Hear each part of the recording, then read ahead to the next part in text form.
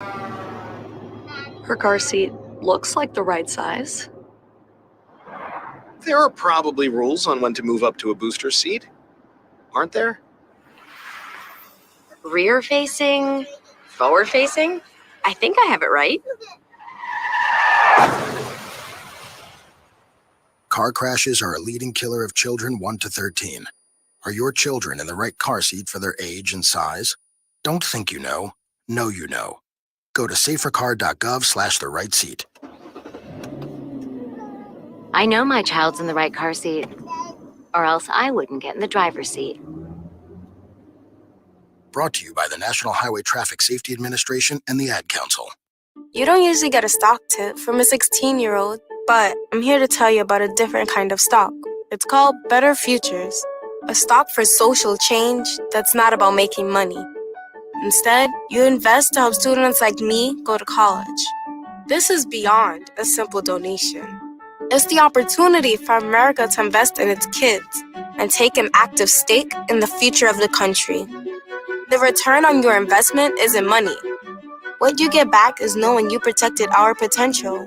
So one day, that potential can grow up to become surgeons and architects, executives and engineers, people who can change the future just by being a part of it. My name is Alijah, and I am your dividend. Invest in better futures with UNCF. Visit uncf.org/invest. A mind is a terrible thing to waste, but a wonderful thing to invest in. A public service announcement brought to you by UNCF and the Ad Council. This is Nnamdi Asamoah. I play football for the Philadelphia Eagles, but what I do off the field with United Way might be more important. I'm a volunteer tutor and mentor. Why? Because over 1 million kids a year drop out of school, and that's not okay. It takes 12 years to create a graduate, but it takes about the same time to create a dropout. And the difference between a child becoming one or the other could be me, or it could be you. Studies show that if we get to these kids earlier, their chances are better, and kids who read well by 3rd grade are more likely to graduate. So join me in United Way. Suit up and take the pledge. Become a volunteer reader, tutor, or mentor, because when a child succeeds, we all succeed. Give, advocate, volunteer, live united. Take the pledge at unitedway.org. Brought to you by United Way, the Ad Council, and the National Football League.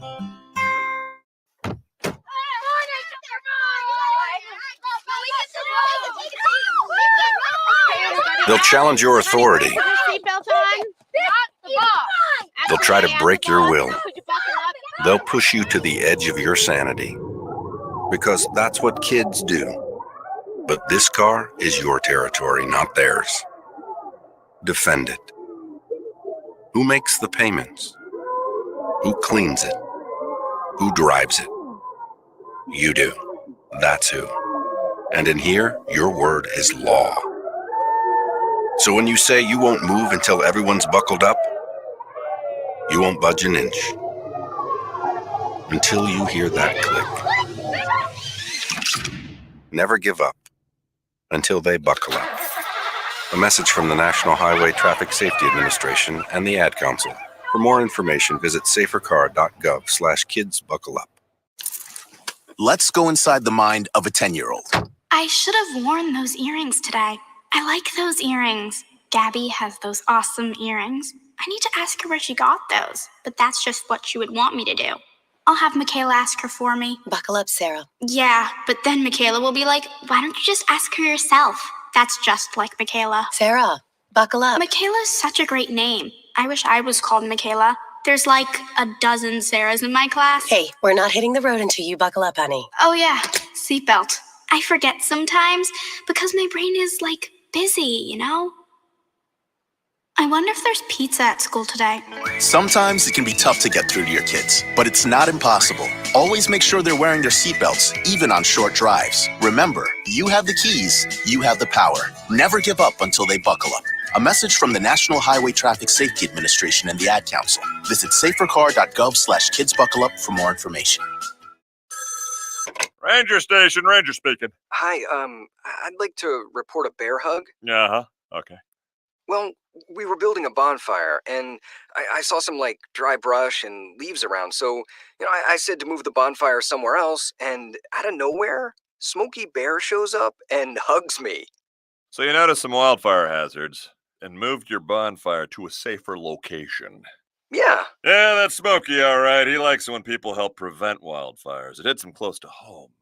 Not everybody gets the hug, my friend. So that's pretty special to get a hug from Smokey Bear. So it was him. Hey, guys, I told you it was Smokey. Okay, well, congratulations, my friend. And thanks for calling. There are many ways to prevent a wildfire. Learn how you can do your part at SmokeyBear.com. Only you can prevent wildfires. Sponsored by the U.S. Forest Service, Ad Council, and your state forester. Hope you enjoyed your meal. And I just want to say, he's lucky to have a brother like you. Lucky? Caring for my brother is far from easy. Waking up every day, lifting him from the bed to the wheelchair to the car to get him to therapy on time, it's no small task between the doctors and the diagnosis, but nothing can disable this love. This is my big brother, my hero. He's part of me, like my arms and legs, so I'll be his. See, there's no time for tired. This starts again tomorrow. He'll be waiting for me. I wake up for him. I know he needs me, but I'm the lucky one, even though I need help now and then. If you're caring for a loved one, visit aarp.org/caregiving for care guides and community, or call 877-333-5885. Caregiving Resource Center. Support for your strength. Brought to you by AARP and the Ad Council.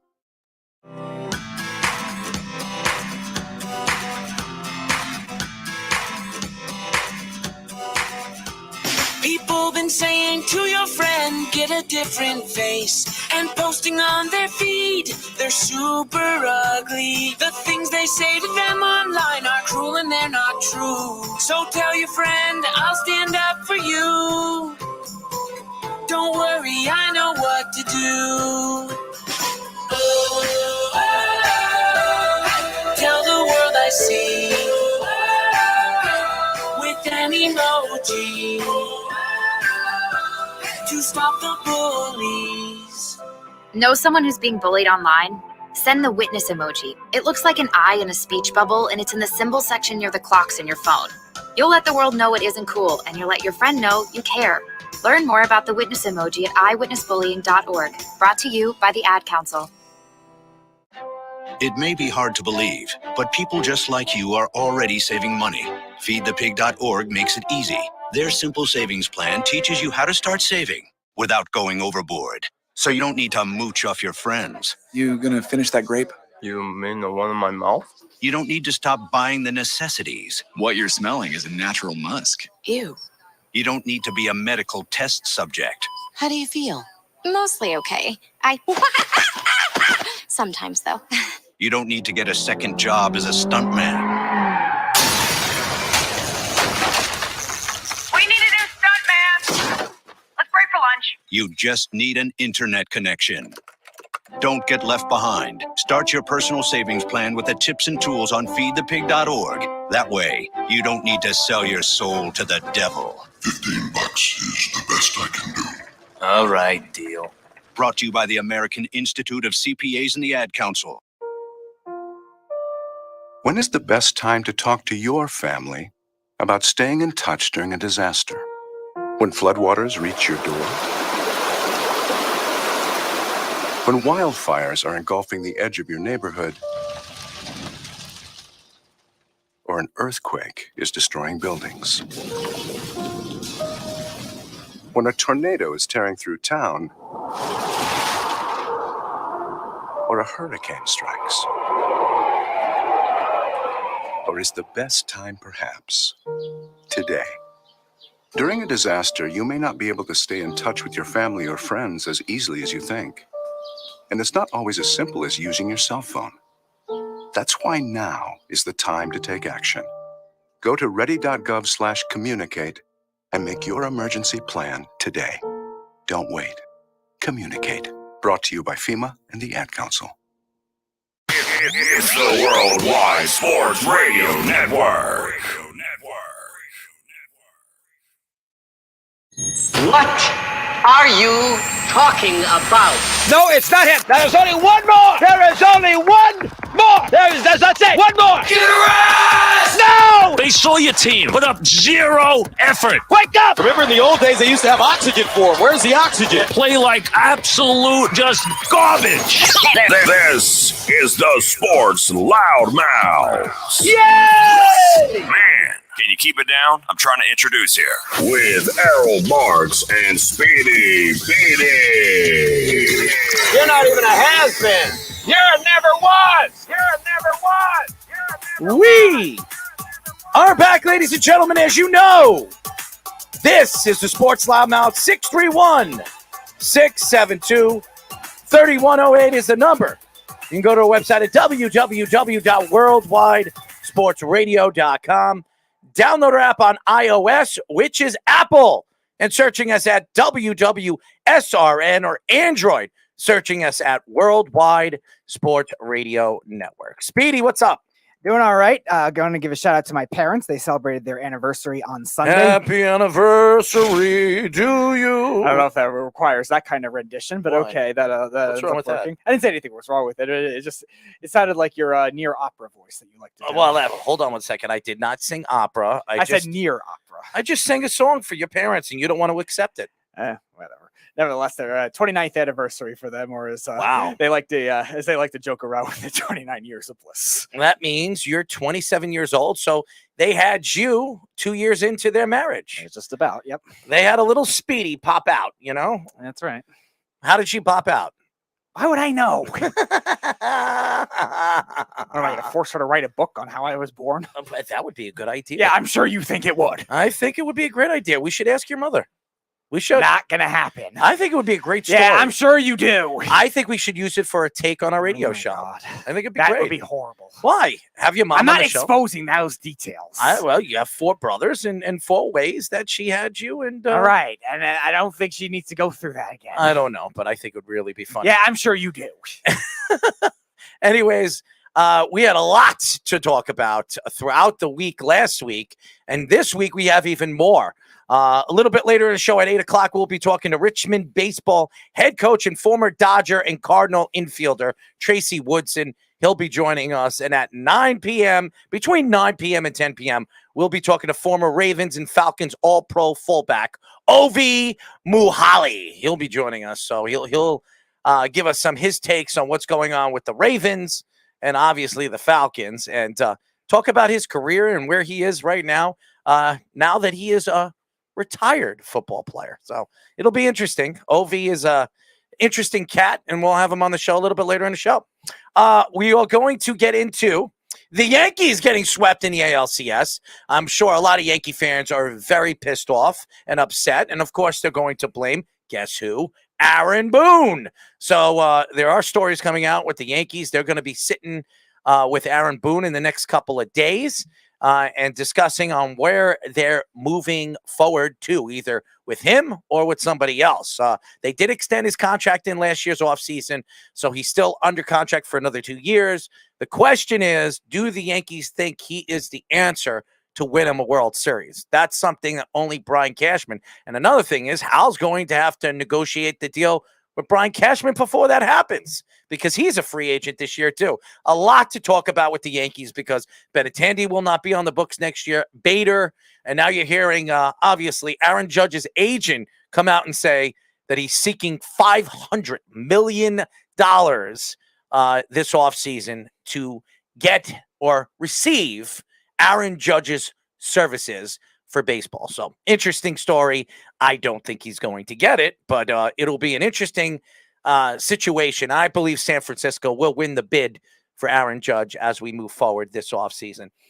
We will also get into the Jets as they lose Breece Hall and Alijah Vera-Tucker for the season. Then they made a big trade the day after, 24 hours after they found out. Well, it was actually that day when they found out Breece Hall was injured for the season. They made a move for James Robinson, the running back from the Jags. So it's going to be very interesting. I do believe the Jets will be looking for another offensive lineman before the trade deadline, which is November 1st, I think it is. Week 9, yeah. Yeah, so it will be interesting. I don't think they need one. because they still have George Font coming back and Max Mitchell, two guys that will be back this season. So that's one thing I have to say about, obviously, Joe Douglas. He knows what he's doing when it comes to adding depth to this team. This team has a lot of depth in certain positions. The weakest part is not really finding any injury, and that's the linebacker position with obviously Quincy Williams coming back from the injury that he had, high ankle sprain, and obviously Kawan Alexander, who got hurt last week, but he should be okay for this week. And then obviously CJ Mosley, who's been actually healthy all season long. So a shout out to him. An aging player who's, I think, 30 now. And I do believe he has another 2 or 3 good years left. But he also renegotiated his deal in the offseason. I think he's going to have to renegotiate his contract this offseason if he plans to be a Jet moving forward, because the Jets are going to have a lot of needs, including Quentin Williams. So we will get into that in just a few minutes as well. But, the Yankees, it's crazy. Philadelphia, who would have thought that Philadelphia and everybody thought the Astros were going to the World Series, but nobody ever thought, except yours truly, thought that the Philadelphia Phillies were going to squeak in to the World Series. But I think it's a lot of people think this break that they have will take away the hotness or whatever, the hot play they've had throughout the playoffs. I don't believe so. It's a wash. Both teams are hot. I don't believe so. I think this will benefit the Philadelphia Phillies. I really do. Bryce Harper, who's going for his first World Series win after watching the Nationals do it a couple of years ago after he decided to sign with Philadelphia. So this is a good story. I would love to see Bryce Harper win because he's one of the faces of baseball. And I think it's very, very important that they have somebody like this in the World Series. Obviously, Pena and some of the guys that the Astros have, the future stars in the major leagues. And Verlander, we all know Verlander's been there year in and year out. How many World Series has he won? One. So he needs to win another one. And I do believe Verlander is a first ballot Hall of Famer. He's been as good as you can get in the last 20 years of baseball. So, I mean, Justin Verlander has been, and he's probably the Cy Young winner this year as well. With two or three pitchers in their on their rotation. So it's really crazy that the Astros have a rotation as good as they do. And by the way, Verlander's a free agent after this year. So I do not believe he will return as an Astro. I think he will come back, but on another team, playing for another team, another organization. Maybe the Mets, the Yankees. I could see him going to any one of those teams. Both teams might need pitching in the offseason. So it'll be interesting. So why don't we get into it? Let's get into the Jets first, because a little bit later we'll do our Week 7 recap. We'll go through all the games like we do every single. And by the way, the reason why our show is Tuesday and it's today is because tomorrow I am actually going to the Ranger and Islander game. We're going to be right there on the ice for the game, me and the Beeve. And we will be taking some takes. I'll be doing some interviews over there with the fans and using it for our Thursday's show. So definitely stay tuned for that. But let's get into the Jets. I know there's a lot of Jet fans that are wondering what my take is after Breece Hall going down week 7 last week, and Alijah Vera-Tucker. And I know when you sit here today, and you think of both players are two very important pieces to the offense. Alijah Vera-Tucker, who has been one of the best guards in the NFL, really since last year in the second half, and he transitioned into the right tackle after the injuries that they bared early this season. Obviously, Mekhi Becton, who didn't play really all season long, missed the preseason, got hurt in practice.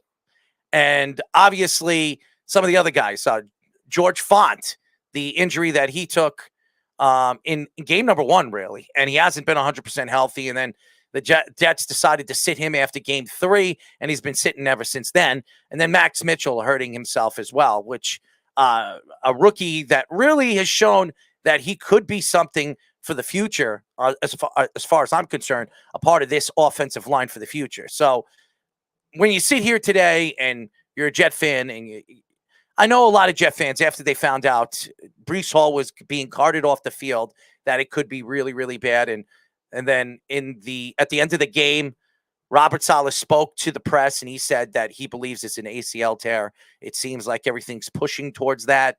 And then hearing the bad news 24 hours, after that it was an ACL tear and a minor meniscus tear. He is going to be out for the rest of the season. And you saw it in Robert Saleh's face. This kid was going to be, he looked like he was turning into a star right in front of our eyes.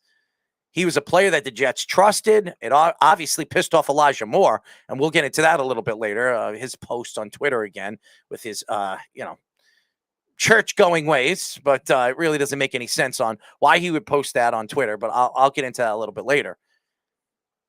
But Breece Hall has been a very important piece to where this offense was moving even before Zach Wilson came back. And now losing a significant piece like this, Joe Douglas needed to look on possibly making a move before the trade deadline, November 1st, where the Jets might need to get better at that running back position. Not to say that Michael Carter can't run the mother load like Breece Hall. He could, but I think he's more of a number two. He's not a power back. He's not that type of back. They needed to find somebody that can be another Breece Hall. Now, they had Bam Knight, who a lot of people liked. He decided that the Jets decided to put him on waivers after the preseason. He skipped waivers, and now he was playing on the practice team for the New York Jets, and they were calling him up.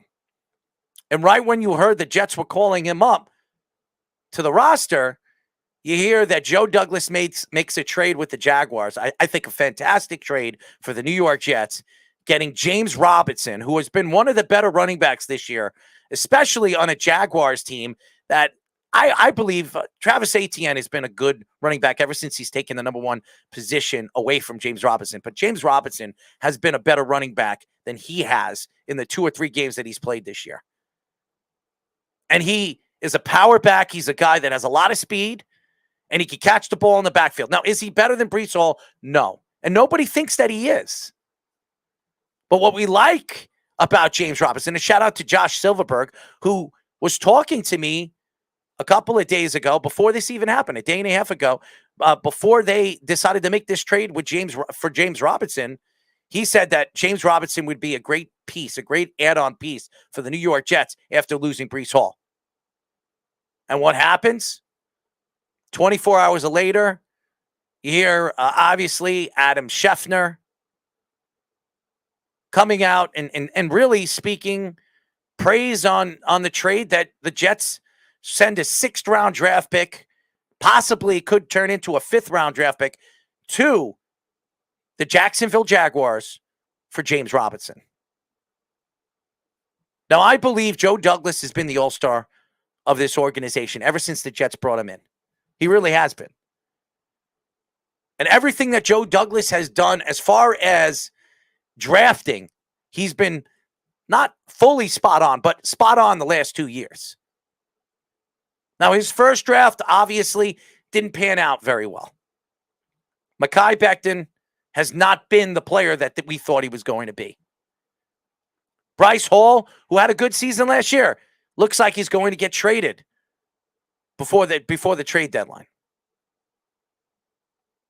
P. Ryan is not even playing anymore. Ashton Davis, give me a break. That draft has been absolutely horrible, his first draft. But the last 2 years, and I thought Elijah Moore would be somebody that we could talk about, but he's not, because he's pushing himself out of New York very quickly. The last 2 drafts have been spot on. And this year's draft could change the organization for the better. Breece Hall was a big, important piece to this puzzle. And the Jets making a fantastic jump this year, 5-2. And they've been automatic against the teams that a lot of people thought they have no chance against. Look at this week. They're in MetLife Stadium. They have the better record. They're the better team over New England. And who's the favorites of winning this game? The New England Patriots. So the Jets have something to put on their board going into Week 8. And what is that? Beat Bill Belichick and the New England Patriots. Alijah Vera-Tucker was a big loss. No question. Probably he was going to make the All-Pro team this year. He was playing fantastic.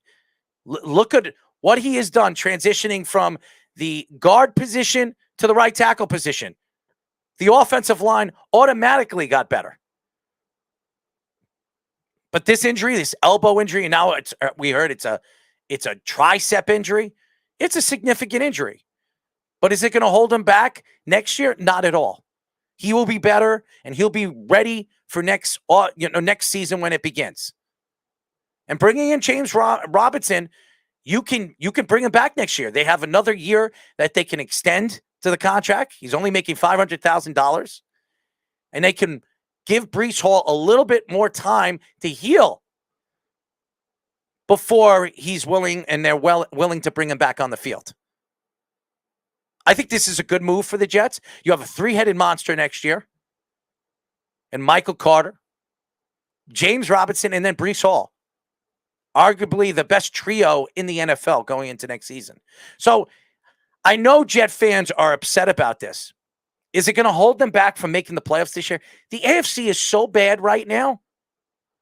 The Jets are one of the favorites to come out of the AFC as a wildcard team. Does Baltimore scare you? No. Does the Bengals scare you? No. The Chargers have too many injuries. They just lost J.C. Jackson. No. Let me not laugh about the Las Vegas Raiders and the Broncos. I mean, they could be firing their coach in a week. Russell Wilson might lose his starting job after giving away their future. I mean, they've looked horrible. Miami's played better, and Tua winning this past week. But did they win with pizzazz? No. 16-10 against Pittsburgh. That's not good enough. So the AFC is wide open. And if you're a Jet fan, besides Kansas City and Buffalo, I think the Jets are the third best team right now in the AFC. Am I right or wrong, Speedy? Well, record-wise, that'll definitely show. And completion, when it comes to a well-rounded team, the Jets have a lot of good aspects to them. And one of which is how well they've battled through the injuries so far. Now, this upcoming test will be the biggest one with Alijah Vera-Tucker, because I actually think it's a bigger loss than Breece Hall for the reasons you just said. That he's so versatile on that offensive line. And for that scheme, the way he moves around so well for an offensive lineman, that kind of injury is definitely brutal for whether he played tackle, whether he played guard. He was fantastic in both impact plays, downfield blocking, zone read blocking, and he was the most complete lineman on that team. So now they'll have to try to patch that together. And I don't know if there's anyone else that can serve that specific type of role with the more exotic type of blocking.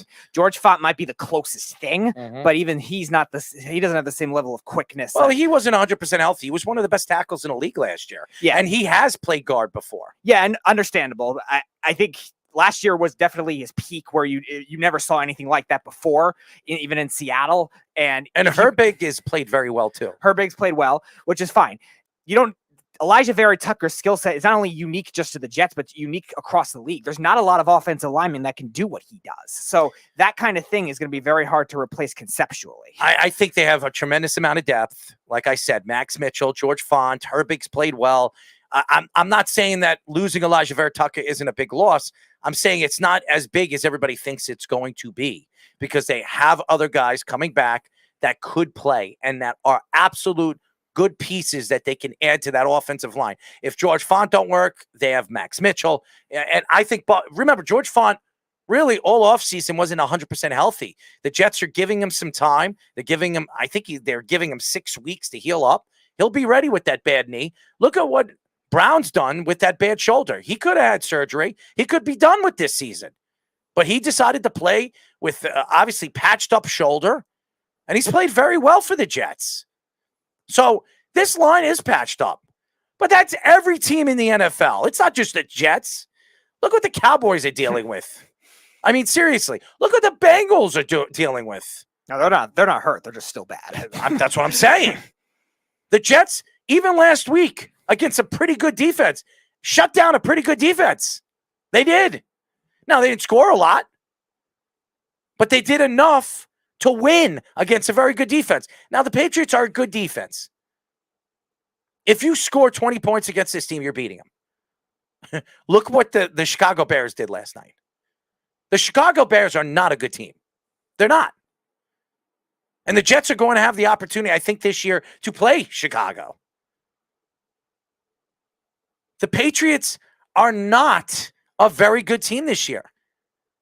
They're having quarterback controversies now.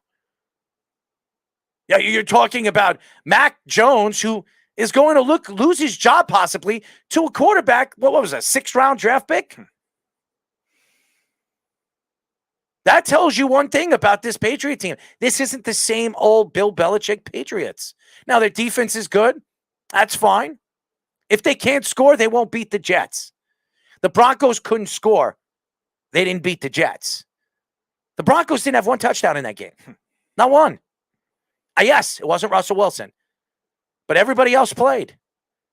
They couldn't run the ball against the Jets. And the Jets, in the last 3 weeks, have been one of the better run-stopping defense in all of football. Maybe because Ulbrich actually listened to Quentin Williams when he said, stop rotating the defensive line. Play us all as much as you can play us and stop rotating the line. Since then, Quentin Williams, from 60% of the snaps, is playing almost 80% of the snaps. And he's been one of the more dominant defensive linemen in all of the NFL. I would say top 3. And it's changed the Jets' defense. And their secondary, Whitehead and Joyner, they've been better in the last 3 games. Just don't put Joyner in man coverage and you're good, pretty much. And with Gardner there, and Michael Carter, the second, and DJ Reed, they're in a position. The Jets have one of the best defenses in the NFL. I would say top 5, top 6 right now in the last 3 weeks. I will give Ulbrich credit for that. Once Joyner was getting toasted a lot at man coverage, they put Carter on Judy, and that made a big difference to them in the second half. I think the Jets right now are in position. If they beat the Patriots, no matter what happens against Buffalo, right, they will be 6-3 going into their bye week. Who would have thought the Jets would have been 6-3 with the schedule they had this year in a bye week? Yeah, not with all the injuries they had either, with all the offensive line injuries. A couple on the defensive side of the ball as well. Now with the Elijah Moore situation, so you lose a receiver. And he'll be back this week. Now, the question is, how much is he going to be back? Now, I will say this about Elijah Moore. Elijah Moore has been nothing but a nuisance this year. I've watched, obviously, Jets Drive, and Michael Carter is a good friend of his. And you don't see Michael Carter complaining that Breece Hall was getting the touches. Mm-hmm. Matter of fact, he posted something up to Breece Hall. This is far from your future of where this team is going to go when you come back. Breece Hall has been a very important piece to where this team, and Breece Hall, even when he got hurt, he posted up trials and tribulations. I'm going through them, but we win. Let's effing go. That's a team player. Here's a guy in his rookie season, tears his ACL and his meniscus. He's not playing for the rest of the season. He was on his way to win Offensive Rookie of the Year. And he's out and his team's winning, and that's all that matters to him. And Elijah Moore is complaining that he's not touching the ball. Bart Scott said it best. This isn't a single player's game. This is a team's game. He needs to learn how to be a team player, or he won't be here much longer.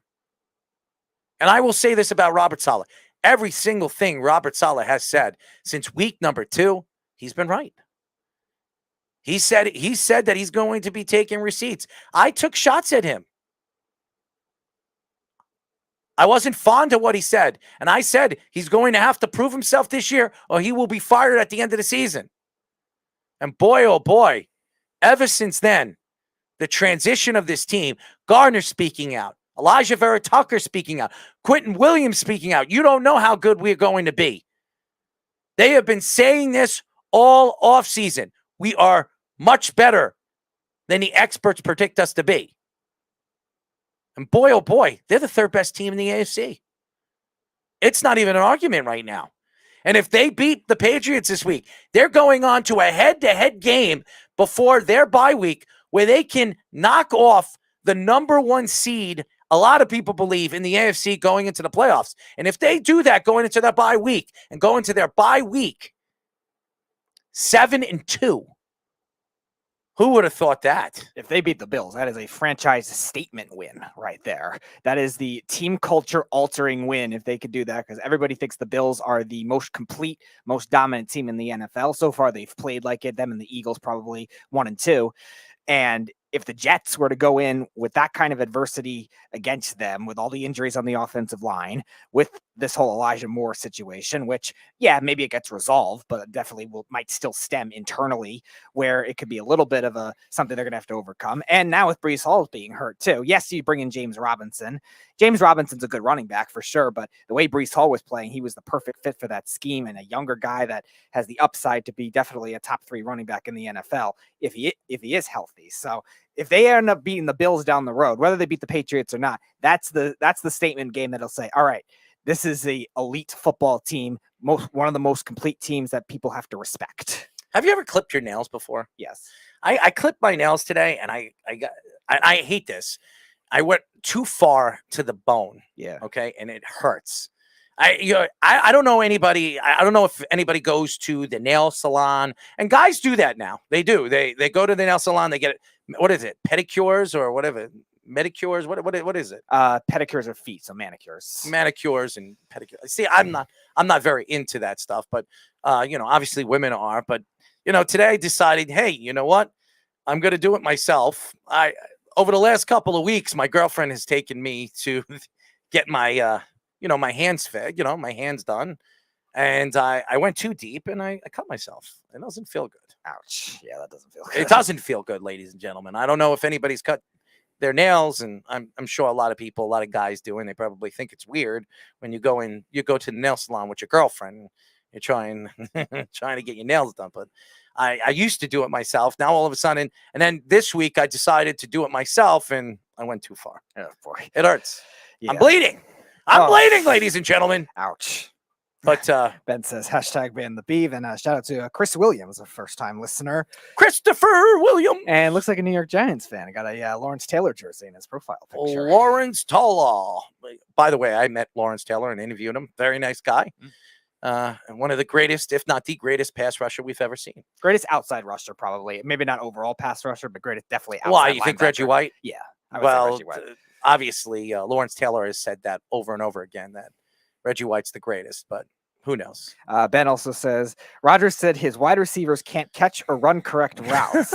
His throws were all on target, according to his own assessment of their most recent game. Packers just signed tight end Babbage from North Dakota State to the practice squad, who was recently released by Carolina. Again, tight ends are not your problem. You have a good tight end in Tunyon. You need receivers. There is no wide receivers available unless the Jets trade one of them. Who's available? What wide receiver is available right now? They're hard to find. Yeah. That's why they don't grow on trees, good wide receivers. That's why Elijah Moore is going nowhere. I know a lot of people, as soon as the Green Bay Packer fans knew that Elijah Moore was upset, the first thing, I know a bunch of Green Bay Packer fans, they hit me up on Twitter and they tell me, oh, why don't the Jets make a move? Why don't the Jets make a move with Green Bay? Green Bay would definitely give up a second or third round draft pick. I don't want a second or third round draft pick for Elijah Moore. I want a first round draft pick for Elijah Moore. If Green Bay needs a wide receiver that bad, they would do anything to trade for Elijah Moore. I'd trade. And if they're willing to give up a first round draft pick, I'm sure Joe Douglas would be willing to trade Elijah Moore. I don't know. Would you? I don't know if the Packers, they do need a wide receiver badly, but they have a lot of other issues too where they can't. I don't know if they can afford to do that. They need a wide receiver. They definitely, it's their biggest issue now for sure. It's their number one issue they have. They have a lot of problems even besides that too. So I don't even They get Elijah Moore, they clean up that issue. That one issue maybe, but again, they still have the other receivers, and they also still have a defense that's very underwhelming this year. Their offensive line that's also very banged up. Their defense was supposed to be good this year. Really good this year. Yeah, and it hasn't been. So I don't know if it's a problem. I think it might be the coaching. What I think they need a wide receiver. That is their biggest problem they have. And if they can get Elijah Moore from the Jets for a late, because it's going to be, well, actually, it'll be a mid first round draft pick this year.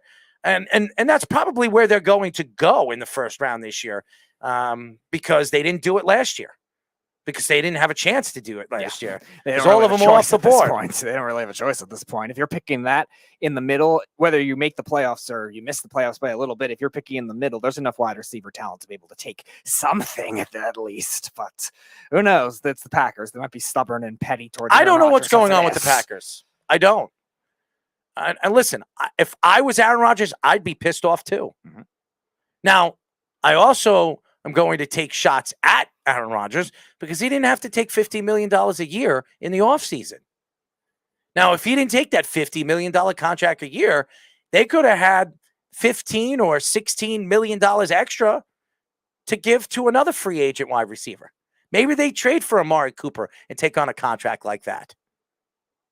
Or go after Odell Beckham, who's still available right now, who is probably going to be available right after week 10. That's what I'm hearing. But will it save them enough to be able to do it in the season? Because if they keep struggling, they still might be out of it. I think he's going to the Giants.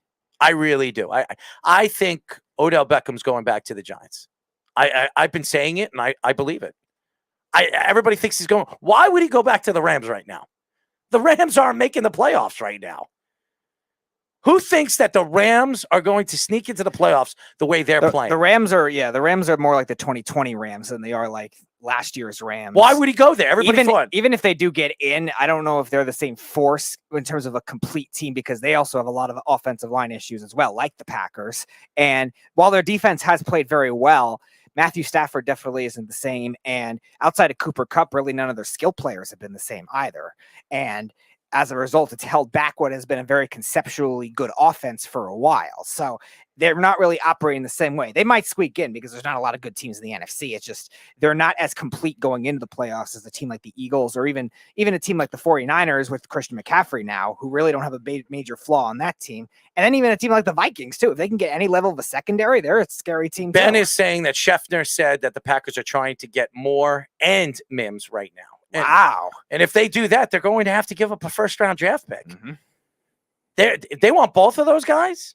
You're probably going to have to trade away a first and a third or something like that. Yeah, and they have a first and a fourth. Yeah, and they have to get those two players. A big choice with that in regards to if they think that coaching staff could be able to rebirth that kind of thing, or if they.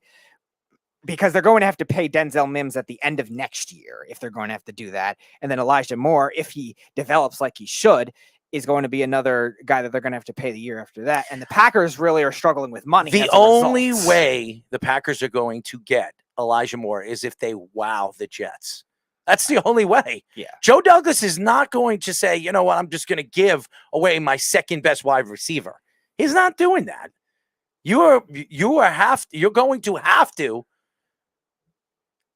either give the first round draft pick or give a second this year and a second next year to get him. That's what it's going to take to get him. He's not going to just hand him away and give him away. Right. He's still the second best wide receiver. Now, Corey Davis gets healthy, which he probably will. They still have Garrett Wilson. They still have Corey Davis. They really don't. They have John Smith. They have wide receivers and running backs. Yeah. They have guys that can catch. They don't really need Elijah Moore and Denzel Mims. Denzel Mims is probably not playing anymore this year. And Elijah Moore, the only way you're going to get Elijah Moore is if you're willing to give away something of importance to your organization. And that's why I think when you're right there on the borderline, you're going to have to show something in order to have that kind of aggression too, because Aaron Rodgers has the 1 year left, but again, he's getting $50 million cash strapped to the team. So are you really in position? Can you trust it, everything else with all the other issues you have too? It's not like it's not. Are you reading what Ben's saying right now? Jets told the Packers Moore was off the table. They're saying right now he's off the table. But if they're willing to throw in a first-round draft pick, it'll be hard for Joe Douglas to say no to that. Yeah, no, it's definitely going to be something where a team is going to have to get super aggressive and maybe start bidding against each other if it ends up being the case for Elijah Moore. Whether it's just one first-round pick or maybe it's a 2 and a 3 or a 2 and a 4 or something like that, where it's multiple picks. you're going to have to get in a bidding war where Joe Douglas is going to encourage that kind of thing, because if he's going to trade Elijah Moore, he's going to do it in order to fleece teams. And that's why the Packers are going to have to maybe hope that they can get some other suitors to maybe battle for that. And Joe Douglas will be encouraged by that. Now, the Chiefs are probably the only other team that would go after that kind of thing right now, because they could definitely use wide receiver help individually. And again, they have a pretty complete team where they can afford to be aggressive more than the Packers can, because they're not as cash strapped and they don't have as many I don't issues. think the Chiefs need a wide receiver. They might not, but I'm just saying after what Hardman did the other day and how he played the other day, I think they're fine at the wide receiver position. They probably are. What it is you're comparing. We finally see Hardman stand out, a player that they drafted a couple of years ago as their second-round draft pick. Finally, he stood out. Tyreek Hill has really been blocking his opportunities to be successful as a wide receiver in the league. Now, all of a sudden, Tyreek Hill is in Miami, and he's getting his chance. He's getting his reps. And 3 touchdowns in a game stands out to me where they don't need a wide receiver. Why would they go after Elijah Moore? And there's no way the Jets are trading Elijah Moore for a second-round draft. I can't see it. No, I said a 2 and a 4 or something like that. It'd be multiple picks. If it's just one pick, it'll be a first. Ben says Packers have encountered the first no from the Jets yet. We'll see what the counter, if any, is going to be. Yeah, I think the only thing would be it's a single 1 or a 2 and a 4, something like that. Or if a team has a lot of draft picks, maybe a 2 and a late 3, a late 3 that would be a compensation pick. A 2 and a 3 would get Elijah. Yeah, get it. You just need the right thing to be a bidding war, because outside of, all right, if you don't think the Chiefs do, there's not a lot of other contending teams that quote unquote need a wide receiver besides the Giants. But are the Giants going to trade all that when they have a lot of other issues on the their Jets team? aren't trading with the Giants. I don't think so either. The Giants are not really in a position to be like a super aggressive. They might make a small trade for a veteran at the trade deadline, but they're not in a position right now to make any kind of big trades. I give the Giants a lot of credit for the lack of really talent that they have on the field. Daniel Jones has looked really, really good in the second half of every single game he's played this year. He really has. And he's league fourth quarter comebacks. And he's taken over for this team. And for any Giant fan that gave up on him, and I've told the Giant fans, this is a guy that's had no talent around him besides Saquon Barkley. He's had nobody. And he's still winning. He is still winning with no talent around him. Who is his number 1 wide receiver right now? Wan'Dale Robinson. Seriously. Or Slayton. Or Slayton. I mean, these guys, Slayton is a 4th or 5th round draft pick, and Wan'Dale Robinson, a lot of people thought they were reaching in the second round. Yep. Okay, so now they're good players. They're NFL players. Are they Elijah Moore? Are they Garrett Wilson? No, they're not. So the position that the Giants are in right now, and I think they're rated too high. Yahoo, before the show, we were looking at where Yahoo was rating the Jets and the Giants. Yahoo rated the Giants 6th in the league and the Jets 11. Okay, the Jets are more talented than the Giants are. It's not even an argument. They are. Now they're 5-2 in an AFC that's better than the NFC. Not by much, but it's better. The Giants are in the easiest division in football. They are. That's why all 3 teams are either 5-1 or 6-1 or 6-0, whatever the records. I think the Eagles are 6-0. The Giants are 6-1. No, the Eagles are 7-0. 6-0. They just had their bye week. The bye week. So Giants are 6-1. 6-1, and the Cowboys are 5-2. Right. Correct. So Ben also says Aaron Rodgers after last game, guys who are making too many mistakes shouldn't be playing. Got to start cutting some reps. Maybe guys who aren't playing, maybe give them a chance. Rodgers didn't actually exactly play great himself, so is he advocating for benching himself? I highly doubt that, Ben. But at this point, who knows at this rate with the way that Packers team is? I listen. I hope the Packers find something to help Aaron Rodgers with, because they're going down and they're going down quickly. 3 games in a row that they lost against 3 teams they should have beat. Now, the Giants they should have beat. They should have beaten. The Jets, I think the Jets match up very, very well against them. I didn't think they were beating the Jets. Even with a good wide receiver, they weren't beating the Jets. I didn't think it. And I know, Ben, you thought it was definitely going to happen. I thought the Jets were a better team. And then Washington, there was no reason why they lost against Washington. Washington is not a good team. Both those NFC teams barely beat the Packers. Barely beat them. The Packers were, Aaron Rodgers was on the 15-yard line. He had 2 chances of putting the ball in the end zone, couldn't do it against the Giants. Then against Washington, he had a chance at the end of the game with 2.5 minutes left to take the team down and win the game, and he couldn't because nobody can catch the ball. This is a problem. And we knew this was going to be a problem going into the season, even with the great Aaron Rodgers. So you sit here today, and if you're a Packers fan, or even if you're a Cowboys fan, and there's a lot of Cowboy fans, and they're excited, and they should be. The Cowboys have a very good defense. And now that Dak Prescott's back, they're at full strength. They bring in Hankins today to add to that defensive line that's really stellar defensive line because they had problems stopping the run. Now they had a big guy like Hankins in the middle, play for the Giants. Yep, one of my favorite Giants, and they let him go when they cut everybody after 2017. I mean, the Cowboys just got better and richer at that defensive line position. But again, if you're a New York fan, with the Buffalo Bills playing the way they are, the Giants playing the way they are, now the Jets, by their bye weeks, and I'm just making, the Jets could be 6-3 or 7-2, or maybe even if they're 5-5 by the bye week. I think that the worst they could be is 5-4. 5-4 if they were to lose both games against the Patriots and the Bills. That would be the case. They'd be 5-4. Nobody would have thought the Jets would be 5-4 going into their bye week. Yeah, and again, they had to win against those two AFC North teams and then winning against the Packers, which, again, I don't think a lot of people thought at the beginning of the season would beat the Packers either because the Packers were a team that was experienced. The Jets were a team that were young. So now we're seeing the Jets be a lot more of a complete team than the Packers are. The Packers have a lot of deficiencies on that defense, especially that defensive line. We were talking about how bad Washington's offensive line was, probably the worst in the league performance-wise this year. The Packers barely got a pass rush in that game, and that definitely showed, and their secondary hasn't looked as good either. Meanwhile, you look at a team like the Jets, they're getting a much more consistent pass rush. Was it amazing against the Broncos? No, but it was good on the stopping the run. It was good on the interior, and they were good when they needed to be. Listen to the Jets schedule. They have the Patriots, the Bills, then they have their bye week. Then they have the Patriots again. Now it gets, besides the two games against Minnesota and the Bills, it gets very easy. They play Chicago before the Vikings and the Bills. Then they play the Lions, the Jaguars, Seattle, which is good. They're a good team this year. And then the Dolphins.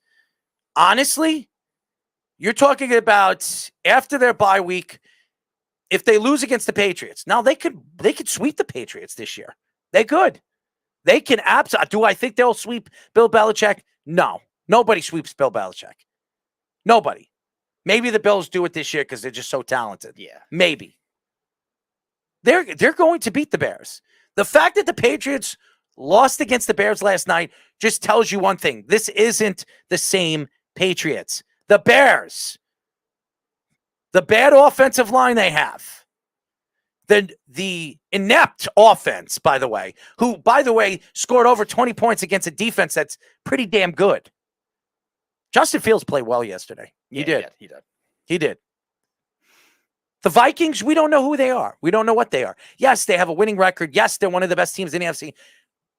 We've seen the Vikings put up duds. Look what they did against the Eagles. Now, the Eagles are a good team. But if you have shutdown corners and you could shut down their star wide receivers, which the Jets do. The Jets have two of them. And Jefferson's going to have problems because you know who they're putting Jefferson. You know who they're going to put who on Jefferson. Yep, this will be a big test. That'll be a big test for Gardner. That'll be a big test for Jeff Ulbrich to be able to maneuver because we've seen Minnesota be able to decoy players well, where Jefferson's actually done better this season against other top corners and then struggles in games such as the Lions of all teams that don't really have great corners. So can they get Jeff Ulbrich in that position to be able to do that? Because DJ Reed could be a slot guy too, and we saw that in certain instances in Seattle. Yeah, and I think they're going to try to keep him away from Gardner. I do because of his size and his ability and his speed and his length. And Jefferson's a pretty big guy, but Gardner can keep up with him. And DJ Reed, like I said, they might use DJ Reed as a shadow. They might shadow him with DJ Reed the whole game. Because DJ Reed has been just as good as Gardner has this year. So if there's anybody that could beat Minnesota this year, if those two guys stay healthy, it's the Jets. That is the most important position. If the Jets have a chance to make the playoffs, those two corners have to stay healthy. It is so very important that those two guys stay healthy for the whole season. Because having two shutdown corners like that in your secondary says a lot about your team and says a lot about your players. And they have a lot of depth there. But you lose one of those corners for a significant amount of time, you're not the same defense. No. You're just not. Especially somebody like DJ Reed, too, who's very physical as well as Sauce. We knew Sauce was physical out of the draft, and now he's turning into a lockdown corner. But DJ Reed is also very physical, too, against somebody in Jefferson who has good quickness, good route running, can break press. But again, if they could bracket him with somebody else, that could be the game plan, too. And also when you look at a lot of their other matchups, too, where they have some top receivers that they could do a lot of different things. DJ Reed is an X factor when it comes to his versatility. Ben also says Packers also considering Brandon Cooks now. I think that's a little good more idea. I think that's a little more likely. He's been on the trade block for a while, and also Chase Claypool. Ryan McCarthy, Vikings is a winnable game. Yep. My biggest worries are the final 2 weeks of the year at Seattle, at Miami. It's interesting because I think Minnesota is still very good conceptually. What I think the Jets, the biggest thing they're going to have to take advantage of in that game, because Minnesota's really only roster flaw right now is their outside corners. They're pretty complete beyond that. But if they can get that deep passing game going later in the season, maybe they can do. Seattle is definitely winnable for the reason of the Jets can take out those receivers. And DK Metcalf is not 100%. Correct. And if he comes back this year, he won't be 100%. Now, he doesn't need surgery. We heard that he could be out a couple of weeks. It is a knee injury. I don't know what it is. Maybe it's a high sprain in the knee or something like that. I don't know what the what is said that it is, but he is not going to need surgery. So, which means by that time of the season, DK Metcalf will be in the lineup. The question is, how inept is he going to be in that game? Right. And he's always been a player that's kind of inconsistent in his career, too, as is Lockett. And that's why I think the Jets... And they have a big guy that could shut him down. Yeah. That's why I think the Jets, actually match up better in Seattle when it comes to that, because they could also stop the run, too. And Kenneth Walker, again, he's ran well so far against some other good run defenses. But again, most of his big games so far have come against I would have loved to see Breece Hall versus Kenneth Walker. Yeah. I would have loved to see that. But also, you look at a case with the Jets where they've also taken out running backs that should be better than him. And really the only game they've struggled against the run this year is against the Browns. And that's Nick Chubb, who's leading the league in rushing at the beginning of week 7. I think now Saquon took him over, but still you're looking at a case where that's going to be the tougher matchup for, I think, Seattle than it would be for the Jets. Minnesota, I think, is a little more complete where they could do other things. Miami is a tough one, Ryan, because again, their defense is I don't think a Jekyll and Hyde type I do thing. not think Miami's going to be tough. The only tough part about Miami in this game is they're going to have Tua, who is a mobile quarterback, and who the Jets have had problems, a.k.a. Lamar Jackson, against mobile quarterbacks. Right. They have not played any mobile quarterbacks except Lamar Jackson this year. When they do seek and have to play a mobile quarterback, the questions will be, could they stop the mobile quarterback? Now, Josh Allen is a mobile quarterback, one of the better ones in the NFL.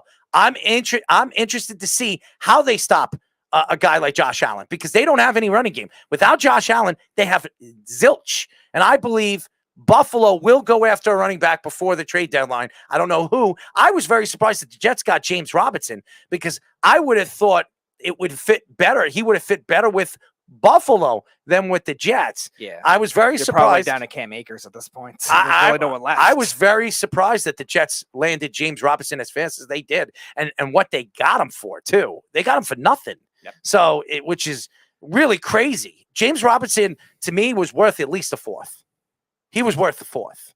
You wonder if Buffalo might have been seeking something else, because remember how close they were to McCaffrey, too, and they had 2 different offers on the table for that, and the 49ers outdid them. So maybe they had some other players in mind, and then they didn't really think James Robinson was as available as the Jets thought he was. I couldn't believe it. When I heard that, and Josh Silverberg told me that James Robinson would be a great fit, and when I heard, and he actually sent me the post, he was the first person to send me the post that James Robinson's heading to the Jets for a 6th-round draft, but possible 5th round, depending if the Jets make the playoffs, and he's a big part of that playoff run.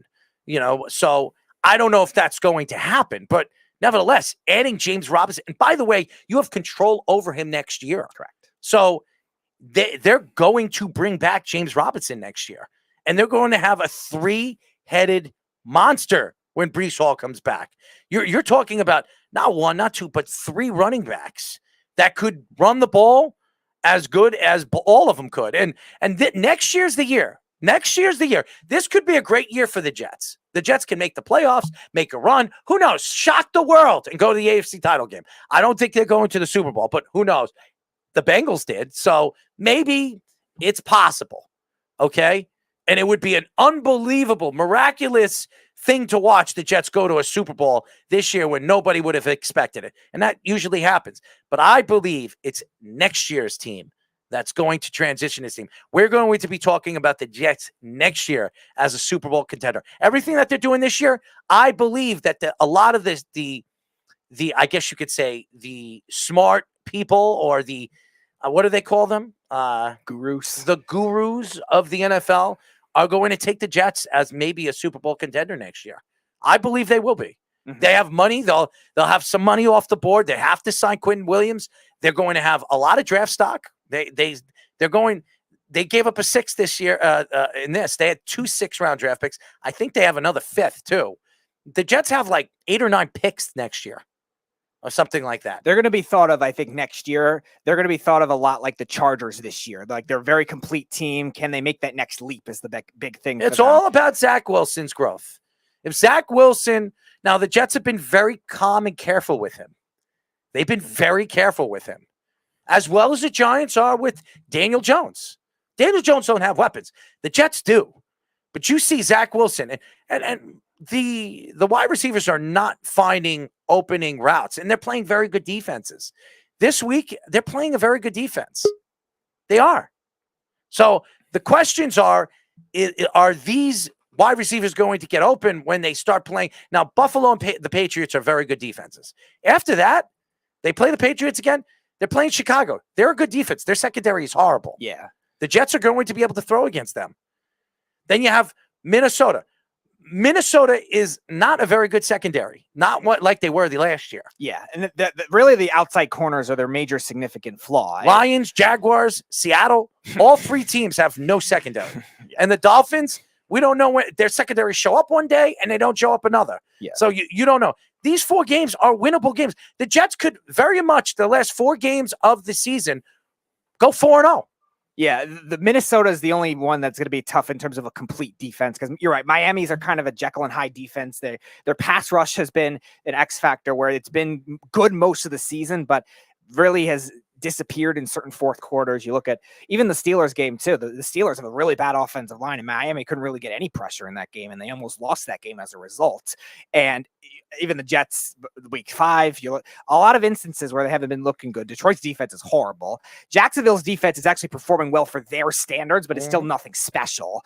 And the Jets definitely could still. Jacksonville can still make the playoffs. Indianapolis possibly, is done. Yeah, they're 3-3, but they've given up on Matt Ryan. Yep, they've given up. No, on him. I think they're done too. I think they did. They're giving up on him. He is not. They just said that they're. What's the kid? Sam Ellinger is going to start. He's going to start for the rest of the season. They said it. Matt Ryan, you will not see on the field unless Ellinger gets hurt. Right.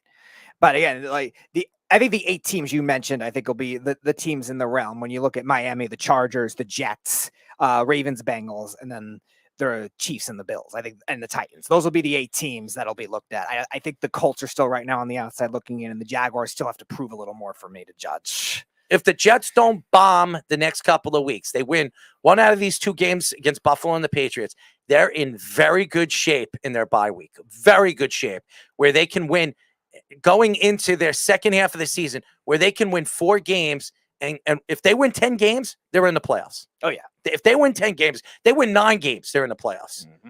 They win 10, they're definitely in the playoffs. Definitely. And that's where Joe Douglas is looking at this right now. Right. There is a possibility that they could be a top wild card team. You're talking about a possible 3rd seed.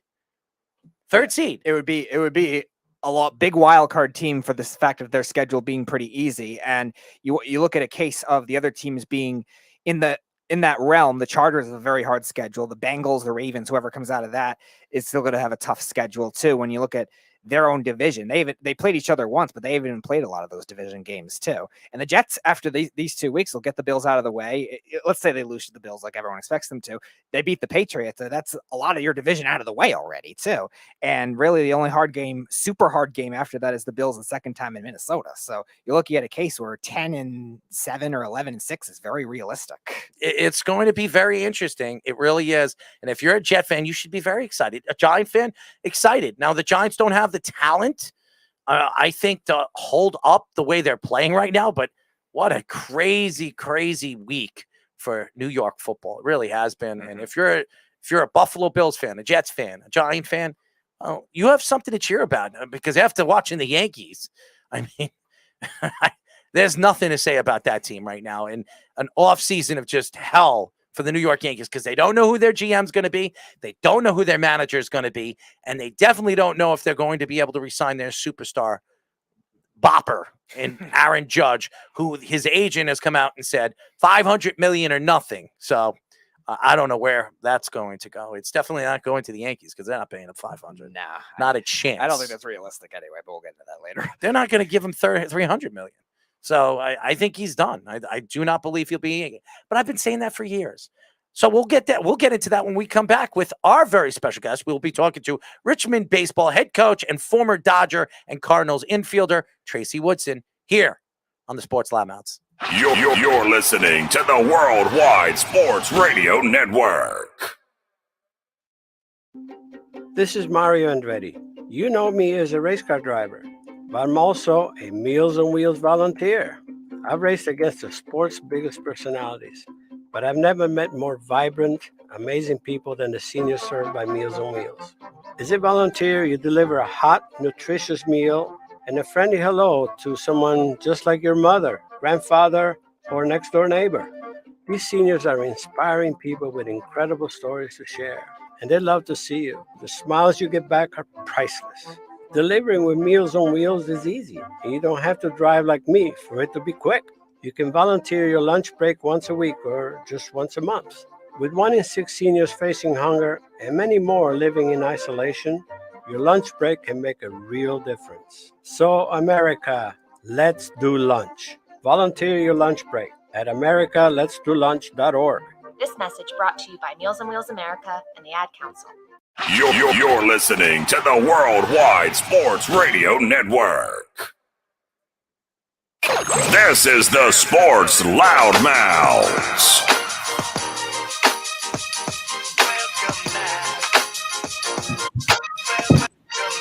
631-672-3108 is the number. You're listening to the Sports Loudmouths. Check out our website at www.worldwidesportsradio.com. Download our app on iOS, which is Apple. Search us at WWSRN or Android, Worldwide Sports Radio Network. We have our first guest, and very interesting guy. I definitely checked out a little bit about him before we were going to have him on the show, and we now have him. We are now talking to Richmond baseball head coach and former Dodgers and Cardinals infielder, Tracy Woodson. Tracy, what's up, bud? What's happening? How you guys doing? We are good, man. You know who you look like? You look like my friend. I'm not going to mention his name because I don't want to throw him off on this, but you look like somebody I know. It's pretty crazy. I have to send you the picture. You will be very surprised that you look like this guy. But okay. I'll check it out. I'm gonna check it out. I'm gonna send it to you after this interview. But how are you and your family doing after the whole pandemic? We're great. Everything was fine, and just glad it's that. Well, I don't guess it's completely over, but you know we're through the most difficult parts of it. So everything is great here. As everybody knows, we are talking to Richmond baseball head coach and former Dodgers and Cardinals infielder Tracy Woodson. So before we get into some baseball, Major League Baseball, and your career, what is it like playing professional baseball and then all of a sudden, over the last couple of years, transitioning as a head coach for college baseball? It's different. I played for 14 years and I coached and managed for 8 in pro ball. So I was 22 straight years in pro ball. And then I was remarried and had a daughter that was born during that time. So I stopped the pro ball stuff, and it took me about 1.5 years to get a college job. And so this will be my 17th year. And it's just different. I kind of run my own schedule, recruit the players that I want to play for me and not what's given to you, in pro ball, and set my own schedule. So it's a lot more family time, and I'm big on that. My pitching coach has 2 young kids, and he'll come to me sometime to say, hey, Tracy, got a T-ball game today. And I said, go. We'll change. We'll change our practice time around or whatever, so we can do that, because I'm not, I don't miss my kids when they play. So that's important to me now. And I've actually got an older son from my first marriage. He's 33. He's the head tennis coach at Baylor. Really?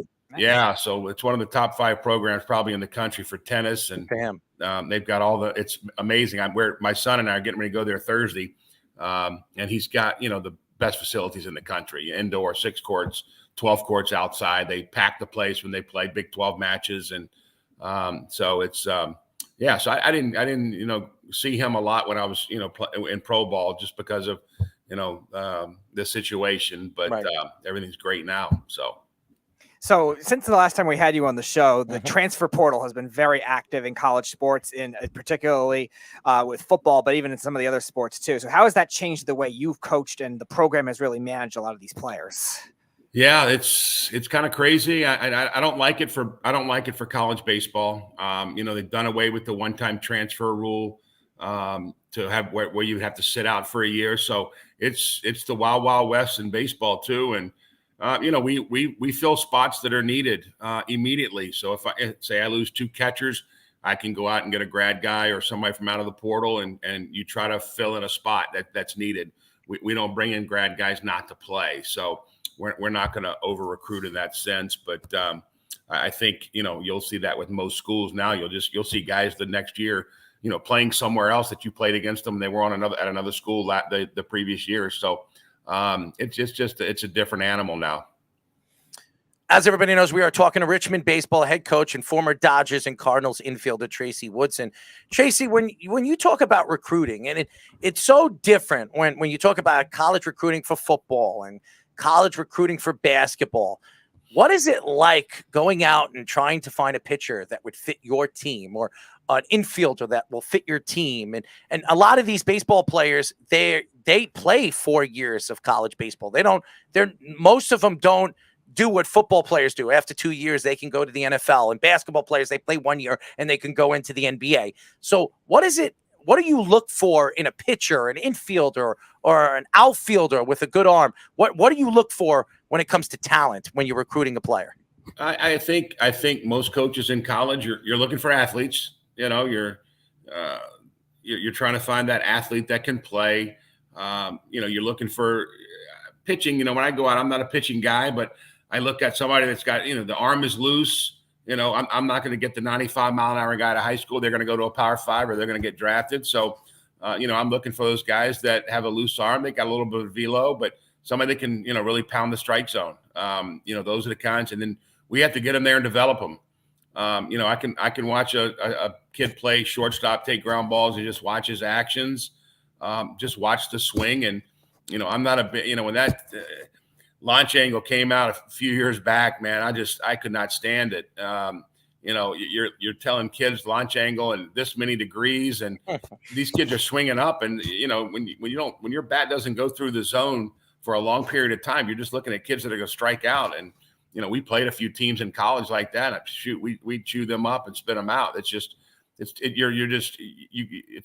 not good. I mean, you're trying to teach young kids to hit the baseball, to make contact. And so we're looking for the swing. We're looking for, really good actions. And I think, then we're looking for academic kids, because, admissions at Richmond, it's like an Ivy League school, man.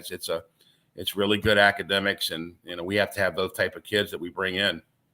So do you think in college baseball as a whole, you think it'll ever prioritize to where it gets more analytical than it does traditional? Because we've interviewed a lot of other coaches too who have said that the starting pitching is still kind of traditional in college baseball. Do you think it'll transition where the analytics take over, or do you think it'll stay that way? I think you've got different views. I'm not a huge analytics guy, but I've got young coaches that are all about it, and they bring me, they'll bring me statistics and just different matchups, and I'm listening to them.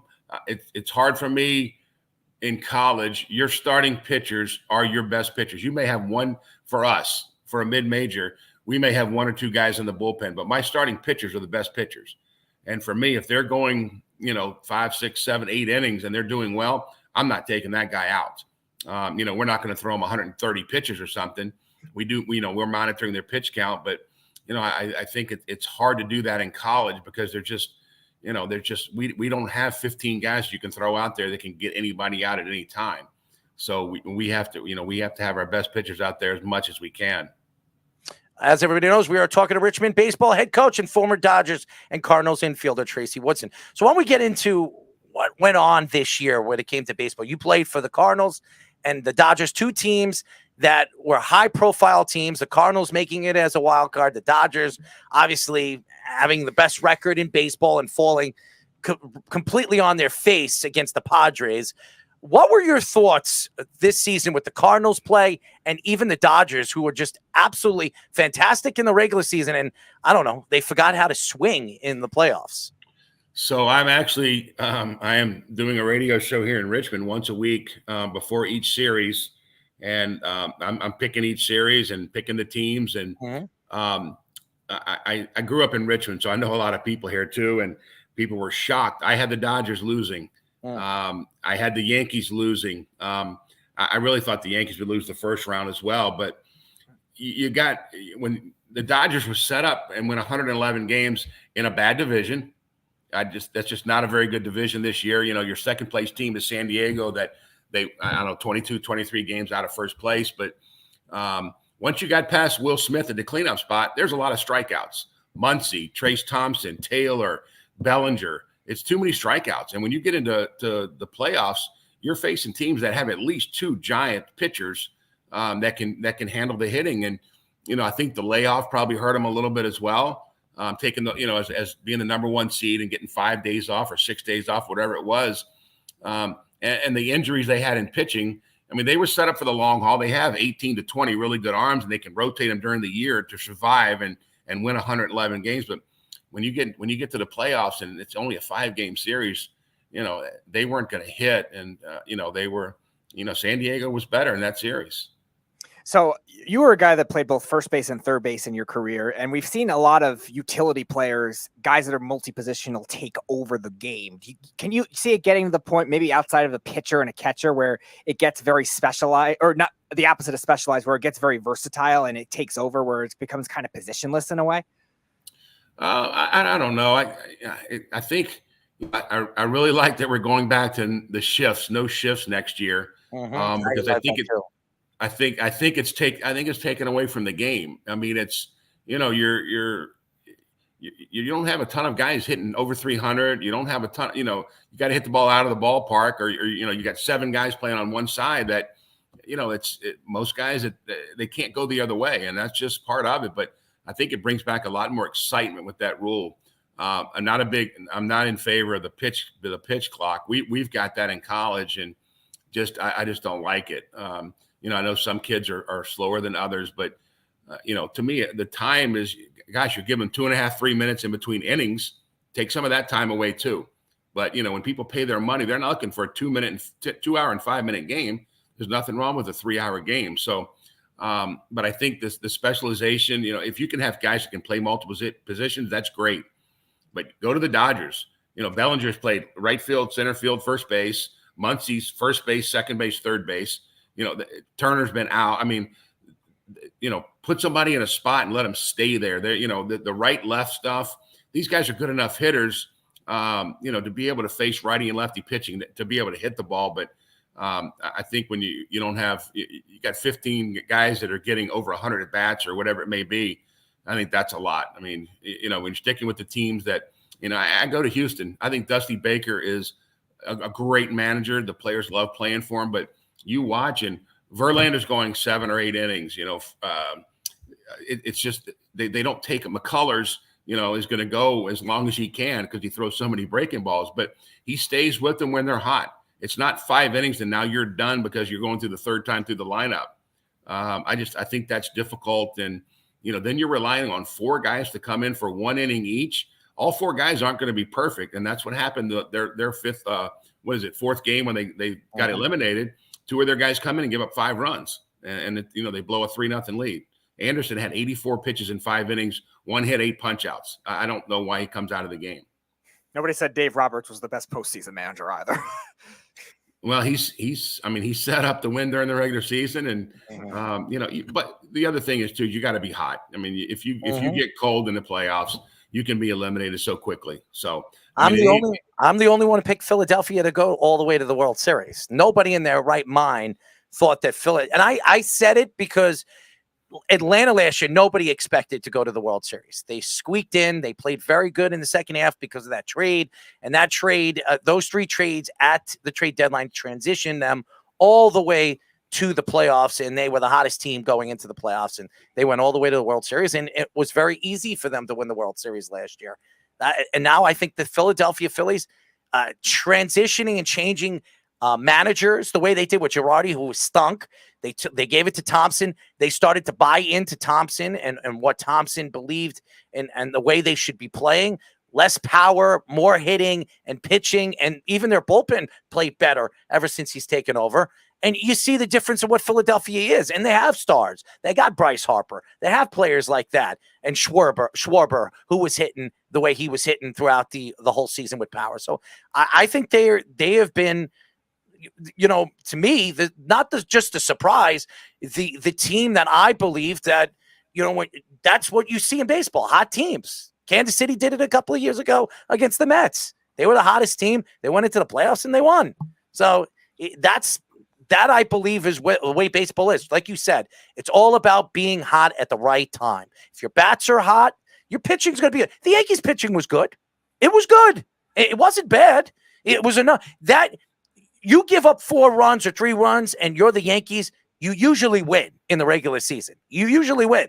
In the playoffs, not quite. If you can't get 3 or 4 runs in the playoffs, you might as well go home. You're not going to win. And that's why the Yankees couldn't win. They couldn't hit. They were swinging at anything. I mean, I felt the win over here. So I had them not being knocked out because if you look at the Yankees offensively, there are no, Aaron Judge, Rizzo, who I can't as an outsider, not being a New Yorker, outside of that area, I can't name all their players. There is no star power in that lineup. And, you hit it on the head. They can't beat the Astros. That's for one thing. But when you strike out that many times in a game and you don't hit very well with men in scoring position, you can't win games. And they could basically pitch around Judge and you can win that game. It's the first time I've really watched a Yankee team that did not have a lot of names that you recognize as an outsider. And that's a problem with the Yankees and over the last couple of years. And I don't blame Aaron Boone, and I don't blame, obviously, Brian Cashman. Brian Cashman did what he needed to do at the trade deadline. He added a pitcher, Frankie Montez. The guy wasn't 100% healthy. Now, maybe in a full season this year, maybe he's a better pitcher. Andrew Benintendi, he was an all-star. He was up for the batting title this year and fell off when he was batting 200 when he came to the Yankees. And that's not the Yankees' fault. That's the hitter's fault that he couldn't hit. So a lot of people like to point fingers. And then Bader, by the way, everybody took shots at Bader. Everybody took shots at Bader and that move because of Montgomery and what he did in the second half. Did Montgomery pitch in the playoffs? Not at all. Did he do anything in the playoffs for them? Not at all. Okay. Bader, he hit 5 home runs. He was the best hitter for the Yankees. He hit over 300 in the playoffs. What do you want? And it was besides the last game and the last 2 games of that Astros series, that drop ball, which I believe was Aaron Judge's fault because he was blocking his sight. Bader was a shutdown defender too.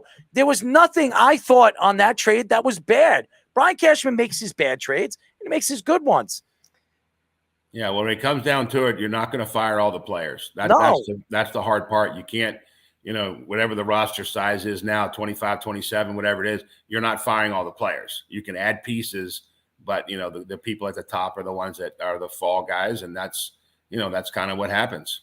Meanwhile, you still have Josh Donaldson robbing you of $23 million. $25 million and doing nothing. Well, I think the Yankees will buy him out. I will be, because he has 1 more year left on his contract. The Yankees will buy him out, negotiate a deal where they can give him 16 or 15 million, buy him out, and be done with Josh Donaldson because he couldn't hit. The guy's not the same player he was in 2015, 16, and 17. He's not the same hitter. And And honestly, he has more of a mouth and he doesn't shut up on the field than any player I've seen in baseball. He is horrible. And everybody says, well, they wanted his glove. They needed his glove. Really? They needed his glove? How many times did we see Josh Donaldson throw the ball all over the field? I mean, it was horrible. Their defense, which was one of the top 5 defenses throughout this season, they had 6 errors in that Houston Astros series. 6. Their 2 best players were their 2 youngsters, Cabrera and Peraza, when they did play. I mean, it was horrible. It was horrible defense, and it's not Aaron Boone's fault. I know Yankee fans want to blame it on the manager. It's his fault. Aaron Boone wanted to blame it on the what is retractable roof. Retractable roof. I mean, everybody wants it. The umpires were horrible in the series. They were absolutely horrible. But here's the thing, and if I was the manager of the Yankees, here's what I would have said to my players after the end of the game. And you're a manager. You know all about this. Why are you swinging? Why are you swinging at bad pitches? Let the pitchers work. If the strike zone is so big and so weird, let them pitch against you. Let them throw those high fastballs. Why are you swinging at them? They swing at every first pitch, and they were all outside or up or low. What the hell are you swinging at? You're a manager. What would you say to your players?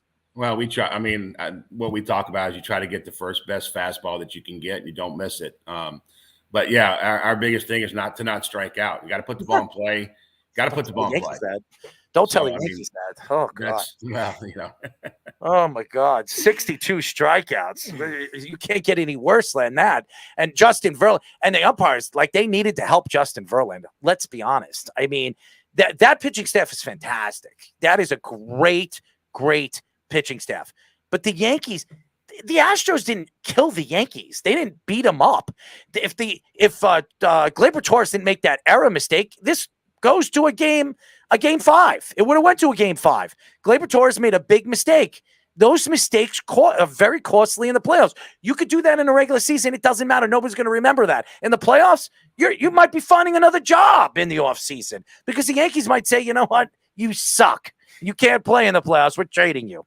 So, and that's what happens when you're on a big league team like that where they expect to win every year. And Yankee fans, and you know this, I'm a Yankee fan. I take shots at Yankee fans all the time. Why are they bitching and moaning? You are a top 4 team in the major leagues. You're top 4. 4. That you are. There are 30. How many teams are in the 30 teams in the MLB?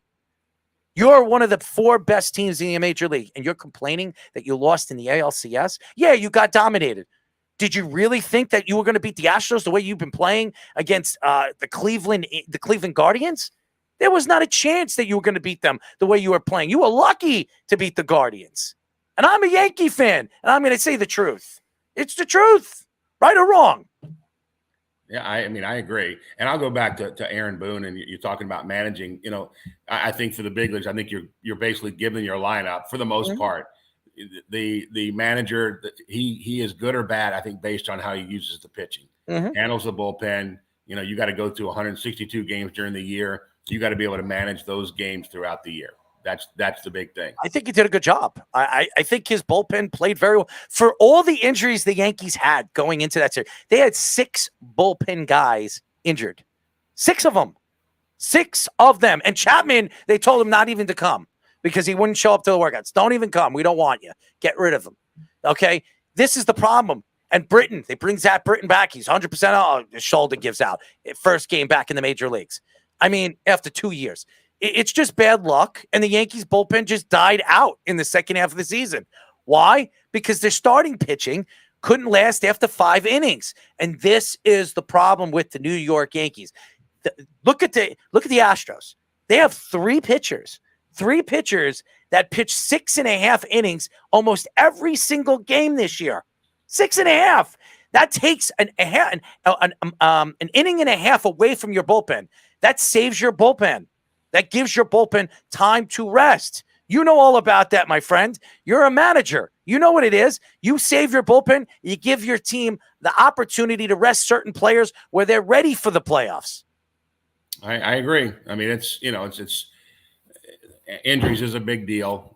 But you got to have the pitching, and it's got to last throughout the year. You got to be able to have guys in AAA that can come up at some time to help. And that becomes the big issue at the end of the year. And you can tell when they start setting those rosters for each series, you can kind of tell how they are and, either who's not doing well or who's hurt. And then, you're missing names. But, I think the Chapman thing was, he was in what a moron somewhere or whatever. What a moron. That guy is a moron. Who the hell? Okay, and by the way, we are talking to Richmond baseball head coach and former Dodgers and Cardinals infielder Tracy Woodson. Who the hell gets a leg tattoo in the middle of the season? What idiot, as a pitcher, on your throwing pitch, your throwing leg, where your landing leg, what idiot would do that in the middle of a season? I don't know. Chapman, he's the idiot. He's the dumbass. And then he has an infection in his leg for almost 2 weeks and misses a significant amount of time for the Yankees, where he wasn't the same pitcher after that. The guy's a moron, okay? And anybody that picks him up in the offseason, because the Yankees are getting rid of him, they're idiots. The Mets, beware. Cardinals, beware. The Dodgers, beware. Any team that wants to pick up a moron like that, be effing where. Terrible. Enough said on him. Okay? The sad thing is, I think the Mets could actually do that, unfortunately. I am sick to my stomach with some of the pitchers and some of the excuses that the Yankees had in the offseason. And by the way, Aaron Judge's agent saying that they're looking for $500 million. Good luck. Farewell, Aaron. Go over there to San Francisco and lose, because that's what's going to happen. You're going to lose. You're not even close. San Francisco is not beating the Dodgers. They're not beating the Braves farm system, the Cardinals. There's so many. The Mets. There are so many better teams than San Francisco. Why would you go there? At least with the Yankees, you have a chance to win every year, because the Yankees are not going to be a losing organization. San Francisco, give me a break. I'm sorry. Good luck. Give them $500 million. Goodbye. Farewell. So yeah, I don't see Judge leaving New York, to be honest with you. I think that would be a major. I do. I've been saying that for a long time. It's for me. It's like losing Trout or Ohtani with the Angels. If they lose one of those, I mean, that's the only thing they've got right now. But what Judge did this year, it's hard for an organization to give up a player like that. I mean, I don't see the $500 million either, but I see where they got to try to keep him somehow. I think that if they lose Judge, there are other players that are going to be on a trade block in the offseason. The Yankees could fit. They're not going to get the numbers that Aaron Judge gave him this year. But is Aaron Judge going to have the numbers that he had this year, next year? Probably not. If they can get a similar one or two players that could hit in the playoffs. I mean, Correa is a good player. He actually could play and hit in the playoffs. He's a piece that the Yankees could add. They won't have to pay him $300 million. They can give him $150 million for 4 or 5 years. I think Correa would take it. Okay. And then you can add somebody else in the outfield, another bat that can hit for average. I don't know if the Yankees are willing to give this guy, and I like Aaron. I really do. I think he's a great kid. He's a good face of the Yankees and baseball. He's a great face for baseball. I don't think he wants to be a Yankee. I really don't. If he wanted to be a Yankee, this wouldn't be going on. If I was Aaron Judge, I would say, listen, I'm a Yankee. I'm going to be a Yankee. That's what Derek Jeter said it. Remember when he was on his last contract, his second contract, and he was upset that Alex Rodriguez got that big contract, and he said, I should get Alex Rodriguez's number, that some kind of money like that.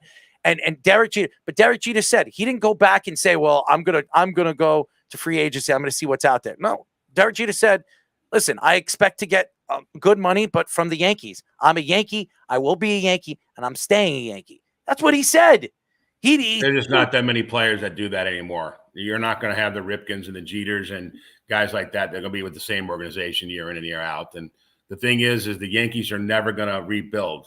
They're just going to try to reload. So they'll get enough players to be competitive. That's for daggone sure. But you're right. If they don't sign Judge, it gives them a lot of money to go out and find what they need. Absolutely. So I want to move on to your playing career. It actually says on your Wikipedia page, you hit your first career home run off of Nolan Ryan. Tell the fans about that. Yeah, we didn't have much video back then, and scouting reports, and a couple of guys before the game. It's probably, I don't know, it was like the 7th, 8th game of my big league career, and a bunch of guys gather in the dugout and they talk, and there was no meetings and stuff like that with your hitting guys, and hey, he doesn't know you. You don't know him. Look for the fastball. And it was first pitch, just fastball right down the middle. And I swung, and I don't even remember running the bases. It's just like you're trying to like, oh my God, this. And I ran the bases, and next time up, he threw one at my head. But and I wasn't ever scared of anybody. And I got back up, and my knees were kind of banging. And the next pitch was probably a little fastball up, and I swung and popped it up. I was ecstatic just to get the hell out of there. So I ran to first and jogged back to the dugout. So, as everybody knows, we are talking to Richmond baseball head coach and former Dodgers and Cardinals infielder Tracy Woodson. You've been in baseball for a very long time, not only as a coach but a player. You were in baseball, I think, for 12 years, if I'm not mistaken. Was it 12? I played for 14. Yeah. I joke with people. I've never had a real job. I've been nothing but baseball. And good for you. So, yeah. So I just turned 60 last week. And so I've been ever 20 since years I went older to than college, 40 years from since I went to college. So nothing but baseball. You're 20 years older than me, and I'm working on being in my profession and putting my foot in the door with my profession as long as I've been doing it. So I'm talking about nationally. What we have been doing here in New York is we're one of the bigger, more profiled radio shows out here, and we're the only one here on Long Island that's live on 103.9. So it's building it and going on a national stage is where we want to go. And I believe that what we do and how unique we are is different. We're different than a lot of other radio shows because I think we show a little bit more passion. We're not fake, and we're just because we're here in New York doesn't mean that we're not.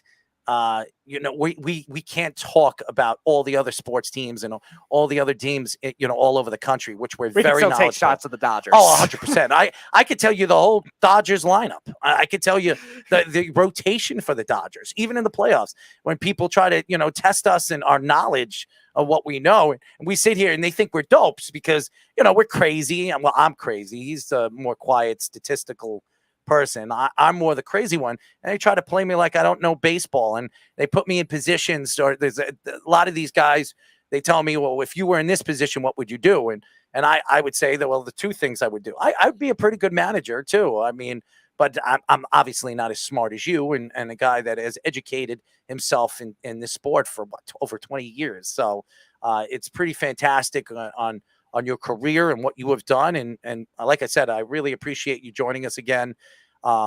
It's just amazing. It really is. When we talk to all these baseball coaches and even some of them that went through the MLB before they became coaches and managers, the thing is what we've learned about them is it's all about family.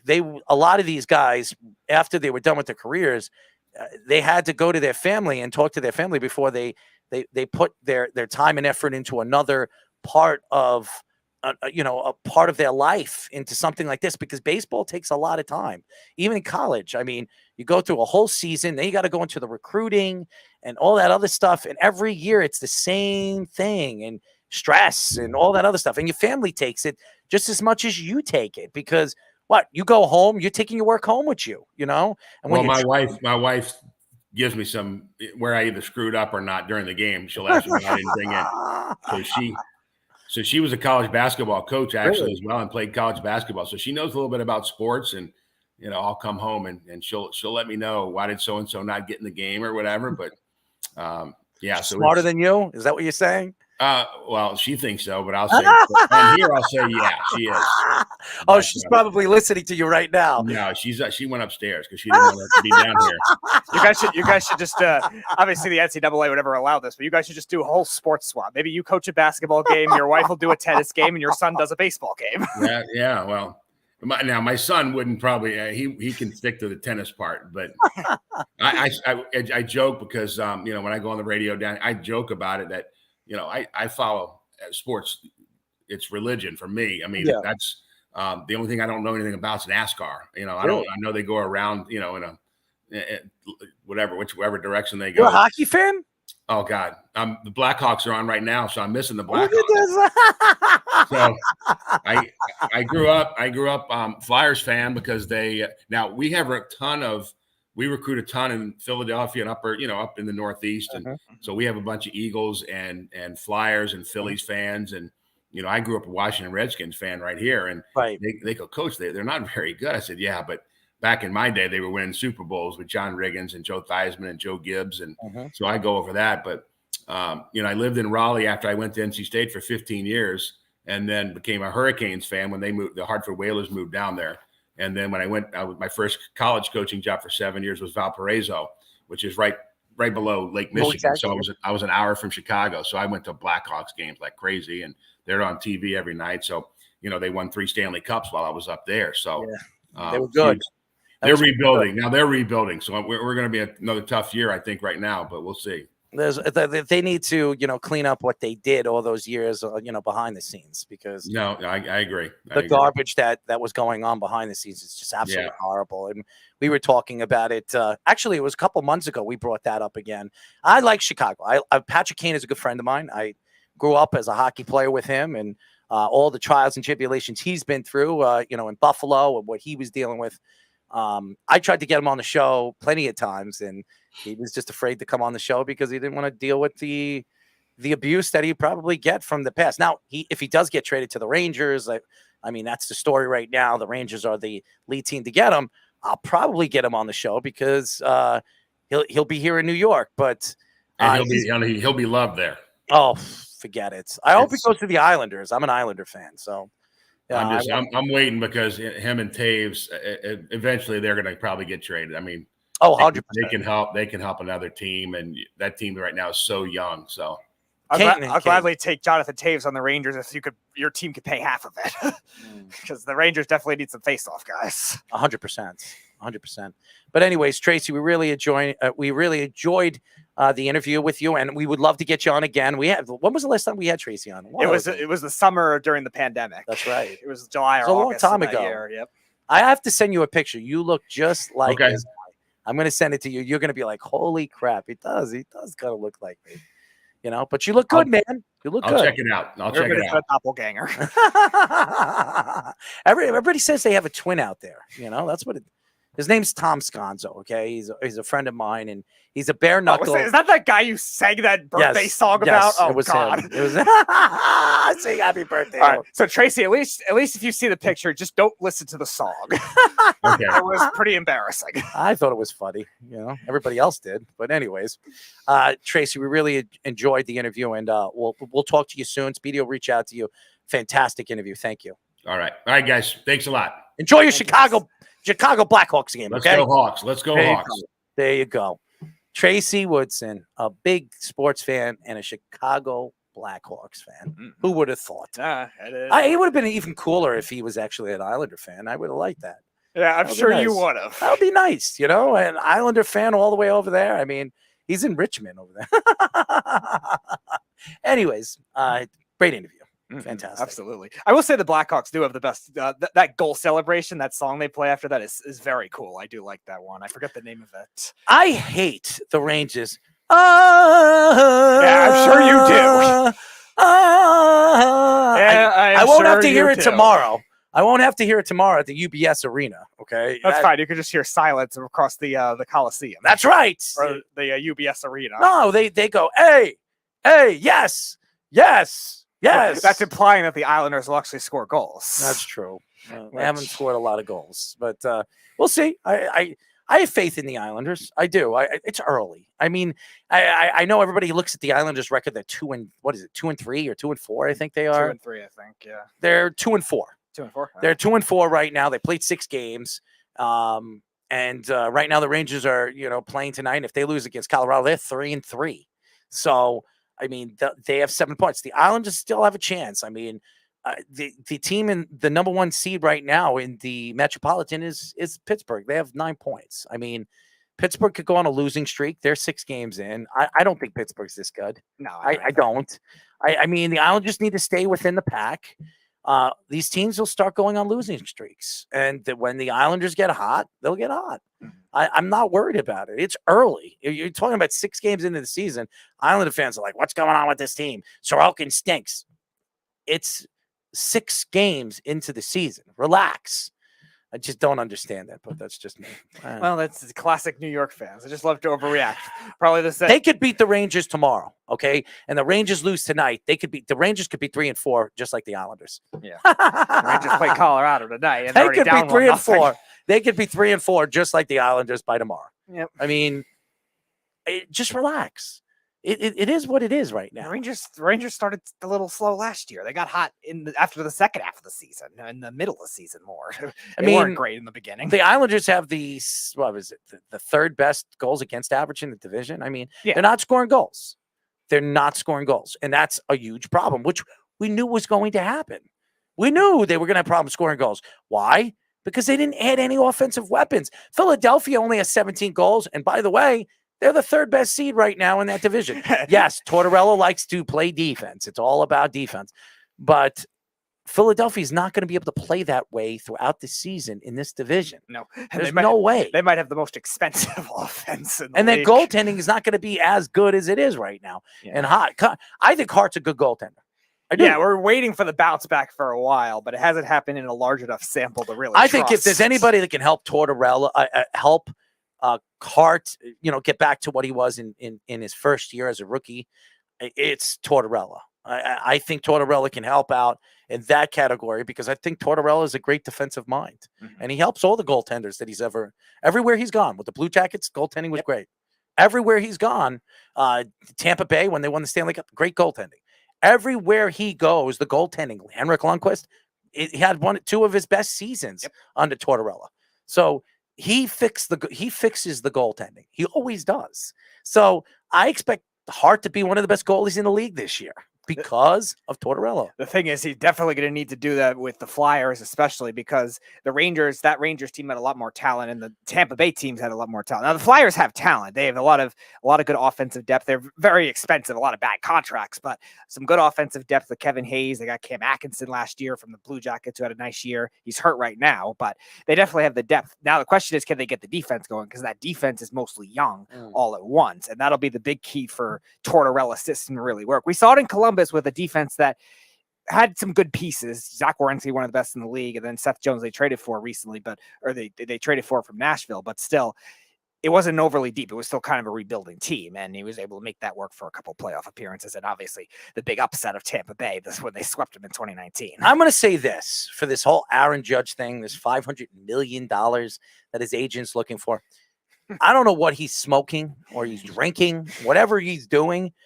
Keep on doing it because nobody is giving Aaron Judge at the age of 31 in the beginning of next season $300 million. Okay. If San Francisco gives him $300 million, they're overpaying for him. Okay. He's not getting anywhere close to the 400 range. And if he does, good luck. Okay. If he gets $400 million, whoever gives it to him is an idiot because you're going to pay him $50 million a year. He has maybe 5 more years left. 5 more good years left. 3 more dominant years where he is the top 3, top 4 player in the league. And I'm a Yankee fan. Do I want Aaron Judge to come back for the right price? I would take Aaron Judge back. For $300 million, I think it's too much. You're not winning with just Aaron Judge. I know you listen to Tracy Woodson and say that why would they get rid of their best star? Because if you lose your best star, you can add 2 or 3 guys for the price of Aaron Judge. And by the way, they didn't win this year. Right. And if they bring in Aaron Judge, they're going to lose Bader. They're probably going to lose Benintendi. Tyone, too, is a free Tyone, Savarino. They're going to lose everybody. What are they going to do? They're going to win with a worse team than they had this year? Not a chance. You're going to have to hope a lot of prospects come up all at once and make an impact. They saw a couple Volpe will. Yeah, Volpe will, I think. Dominguez will be up sometime next year, too. Yeah, Dominguez is a little younger, so he's probably going to be later in the season if he does come up. But I think he will. I think he will, too. And again, you're going to have them be more of a focal point in the team. And the ones that did come up this year, Peraza and Cabrera, are going to have to make impacts early in the season for that kind of thing to happen because they're not going to be able to keep all these other guys. You mentioned they'll probably buy out Josh Donaldson. That kind of thing makes sense. So that means you have another spot vacated over there. You still got DJ LeMahieu if you could stay healthy, but you still have a lot of other question marks on the left side of that infield. Gleyber Torres at second is all right, but again, he's also injury prone too. And if the Yankees do invest into that kind of thing, it would be 1, very old school Yankees, and 2, it would be different, very unique to the way Brian Cashman has operated so far. I don't think it's happening. I think it's not feasible for the Yankees to probably bring back Aaron Judge. Yeah, and you wonder, too, how good this bidding war is going to be for a guy that just had this kind of insane season that was a near Triple Crown home run setting season, because it's the best bet on yourself season we've ever seen in any sport by a pretty big margin. Yeah. And how is that going to alter what has been the norms of the market of not paying older hitters, not paying a lot of right-handed hitters that we've seen a lot of these guys have, plus a guy that's also been injury prone in the past, too. It's going to be interesting to see what initial offer is going to be between these higher market teams in order to create a bidding war. Because the Giants will pay, but they don't have the rich ownership like the Yankees and the Red Sox. I think he's going to the Giants. I think he is too. At what point will it end up stopping? Because those teams could also run up the payroll where they could pay those guys too. I think his average market will be about in the 310, 315 range, but I think the Red Sox, they like to spend a lot. And the Yankees, we heard what Randy Levine said. They're not going to try to back down, especially from the Red Sox, if that's the case. So how high will the Giants end up going in that? I think they'll peak too. I think the Yankees have a number that makes sense for them. Having a season like this, I think the Yankees will go 280, 290. I don't think they go 300. I think 280, 290. That would make Aaron Judge, they'll give him a 7-year deal where he's making 46, 47 million, which would be the highest paid player in the major leagues. Mm-hmm. Which is more than feasible. Yeah. If he wants $500 million, what does he think he's getting paid? 70, 80 million a year? Right. Or it's going to be a lot of years, which doesn't seem realistic either for a guy that's already 31 years old and is already, besides the last 2 years, has dealt with a lot of injury issues as it is. So you're not going to get $500 million from an 8-year contract. It would have to be from like a 12-year contract for that kind of thing to happen. We were talking about it with Juan Soto at the trade deadline. Juan Soto turned down a 13-year deal that was right on the early $400 million. And he's younger and durable and is a lefty. Aaron Judge, he had a better season than Juan Soto, but there's a lot of things not in his favor. What could happen, and I'm just giving the Yankee fans a little information here.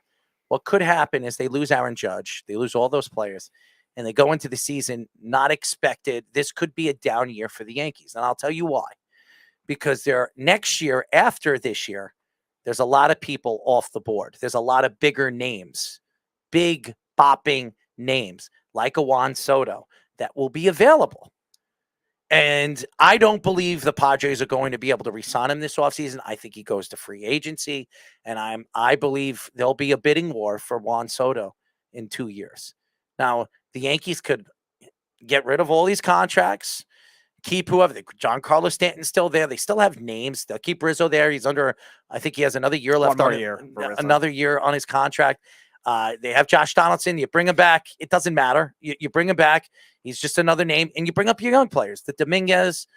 You bring Dominguez, Volpe. You have Pereza. You have all these other young guys. You bring up your young players and see what you bring back Trevino. You give Trevino a year or 2 years, whatever. He's not making a lot of money. He's not going to get a lot of money. And you have Hicks still. He's still on that roster. You still have a decent team. Okay? You don't overpay for anybody this offseason. You lose Severino. You lose Dione. You bring up some of these young pitchers. Maybe you put Schmidt in this rotation, and you see what you have. This could be an off year. It could. The Yankees could be a borderline playoff team this year. Maybe they make it as a wild card team. Who cares? And then the year after, they'll have a lot of money that'll be on the board where they can pay a Juan Soto or maybe 2 other players. Maybe they could decide, you know what? We want Juan Soto and Ohtani. They could do that, but it's going to take a year to give them that year to see what these young players are. Now, the other thing that has to be noted in that kind of thinking is how much will Aaron Judge's whatever contract he ends up getting, whether it's from the Yankees or not. And in your scenario, it's not from the Yankees. No. What kind of implications will that have on all those guys' money too? Because Ohtani, obviously younger, 2-way player. Juan Soto, durable, really young player still, and it's going to be demanding a lot of years. Will that price be even heftier for the Yankees to be able to take on for that kind of thing? So not really, because after next year, Giancarlo Stanton has how many years left on his contract? 2? It would be 2 or 3? 3, I believe. 3 years? I mean, no, not at all.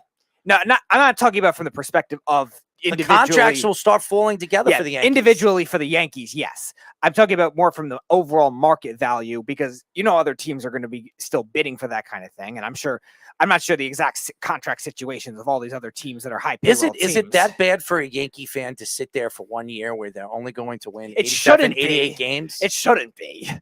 The Yankees. I mean, they're a borderline wild card team. Maybe they don't make it for 1 year. Right. 1 year. They'll still have a winning season with the players they have coming back next year, and maybe you add, a player that's not going to cost that much. You lose Severino, you lose Taillon, you bring back Nestor Cortez. He's not going to be expensive. You bring him back, you re-sign him. There's you bring the non-expensive guys back, and then you add all these young players that you have in your farm system. See what these Volpe could be a star. He could turn out. I believe he is a star. He becomes your future shortstop. Pereza could be your second baseman. And then you decide what you're doing with Gleyber Torres. I trade Gleyber Torres in the offseason. I would move him. He had a good season. I mean, 235, 240. He's still hitting the playoffs. He did. He hit in the playoffs. He still hit over 300 in the playoffs. He's the one of the only proven guys that hit in the playoffs for average. So maybe you move Gleyber Torres. You move some of these pieces and you rebuild. If I was a Yankee fan, well, I am a Yankee fan, but if I wasn't a radio show host and I was just a fan sitting here, logically, that would be the smart way of going. One bad year or one mediocre year to a year after that where you can have the best lineup in baseball. Yeah, play the transition year and just hope the young players can have bigger roles is the incentive of that way of thinking. And then depending on what the market value ends up being, the Yankees will definitely have space. They'll be able to bring. They could bring the year after. They'll be able to bring in Soto and Ohtani, right? If they really want them. I mean, the money that they're going to have off the board, they'll pay. They're taking off this offseason. If Taillon doesn't get signed, Severino doesn't get signed, Bader doesn't get signed. Who else? Judge doesn't get signed. You're talking about close to $80 or $90 million. That's a lot of money. You could give Ohtani $40 million. You can give Soto $50. Mm-hmm. And again, you're looking at a case too. And you get a pitcher and a hitter and a hitter. Yeah, I think you're looking at a case too where there's something in the means of the Yankees have a lot of leverage when it comes to these young players too, where they can even make some small scale trades to be able to like the Mets did with their pitching this offseason. You look at a case of they get guys for 1 year contract rental type things. And all of a sudden you have a case of they still have a winning team and you could create a good culture there too, to be able to make that kind of thing work for these other free agents to come into. Because what's the biggest thing we think about Trout all the time is Trout is got a guy that's just stuck in a bad situation and has been on such bad players around. He can't stay healthy either. Yeah. And same thing with Shohei Ohtani. Those guys are going to want to be able to win somewhere. So if they're able to win somewhere, then all of a sudden the Yankees could become a lot more desirable. We talked about it with Tracy Woodson too. Mm-hmm. The Yankees don't have that same kind of leverage as they used to, where it seemed like everybody wanted to go there. Now, it's not necessarily because of money they lose out on bidding wars, but it's also with the team culture type thing that all of a sudden they lose out on these bidding wars. And it's a big deal when these guys don't go to the Yankees. Mm-hmm. And that's the thing. When you look at the offseason this year, if you're a Yankee fan out there, and there's a ton of them, okay, don't sit there and say, I want to match what Uncle Stevie's doing for the New York Mets, because Uncle Stevie is going to open his pockets this offseason. He's going to spend. He is going to open up his pockets. He doesn't know. He doesn't care if he's over the cap. He doesn't care. He is going to go out there and get the best players available. He will. Rendon, if he wants Rendon, he'll sign Jacob deGrom and bring Rendon in. Yep. Mm-hmm. He'll do both. Right. He'll do it because he has the money and he wants to win now. Okay. The Yankees are a different team right now. Now the Yankees have the money, but the Yankees could sit back and say, you know what? Severino, he's not a good playoff pitcher. Let's move on from him. Taillon didn't pitch well in the playoffs. Let's move on from him. Nestor, he had a great season. Let's sign him. He's going to cost us 16, 17 million a year. That's it. I mean, we could bring Nestor back for 2 or 3 years, give him a 4-year deal, which is worth it. He's still fairly young. We have him in our rotation. We have Garrett Cole in our rotation. So we have our 1-2 guys. Okay. Then you put it together. Yeah. Schmidt could be a third guy, or right. whoever's still on that road. Herman's still there. Herman will be your third guy. Frankie Montez is still under his rookie contract. Bring Frankie Montez. Frankie Montez will be your third guy. So you have 3 guys that are under contract, not very expensive. And then you have Herman as your 4th. Yep. And then you have Schmidt as your 5th. And then you just add to the bullpen, 1-year guys on the bullpen, which is cheap. You go with the guy, $2 million, $3 million, $2 million, $3 million. Fill in your bullpen and just go into the season where you're $80 million under the cap. Right. And it was the same thing I was saying with the Mets on the weekend crunch. A lot of people were thinking, okay, the Mets, they could bring in Justin Verlander or something like that when Verlander becomes a free agent. And they probably will. They could. It's still not something. If they don't get Rodon. Yeah, it's still not something I would want to advocate for because you'll have 3 Cy Young guys on one team. The way they manage the older pitchers this year is not something I don't want to have to do again when it comes to Listen, that strategy. if Justin Verlander pitches 22 games and has you 15 wins, I would take that as my 3rd guy in a heartbeat. The guy's going to win the Cy Young again. No. I'm not denying that. You put him with DeGrom. You bring DeGrom back. Well, you think they'll be able to get both? Sure. 100%. Okay. Verlander's not expensive. I think Verlander got $20 million from the Astros last year. $20 million. Okay. And that's what the Mets are going to give him. He'll get $20 million for 1 year. 22, okay? And then they have Scherzer, who's making 40, and then they have to pay DeGrom 40-something. Do I think they would do that? 100% I think they would do that. Because then they have the best 1, 2, 3 punch in the major leagues. It's not even close. Yeah. It's not even close. That's fair. I just don't know if they would want to manage another older. They'll win 112 games. They will. It's a question of a matter of managing the whole season because of, again, staying healthy. Because the Mets, I was mentioning all the talent that they have, but again, they still have a lot of deficiencies that they were not able to solve because of that too. And I feel like still they're not considered that next big tier of teams because they haven't been able to build up key areas, lineup depth, bullpen, and I'll tell you this. Like that. I will tell you this 100%. If Brian Cashman gets let go in the offseason by the Yankees and he decides to part ways with the Yankees, I'm telling you, within 24 hours, you're going to hear that the Mets signed him. I'm telling you right now. He will become the president of the New York Mets. I'm telling you. Yeah, no, that I believe because I think 100%. Because I think Steve Cohen will do everything they can to bring 100% some bigger baseball minds. And Brian Cashman is exactly the kind of guy the Mets would need. Guys that could find those kinds of gems. Him and Epler are best friends.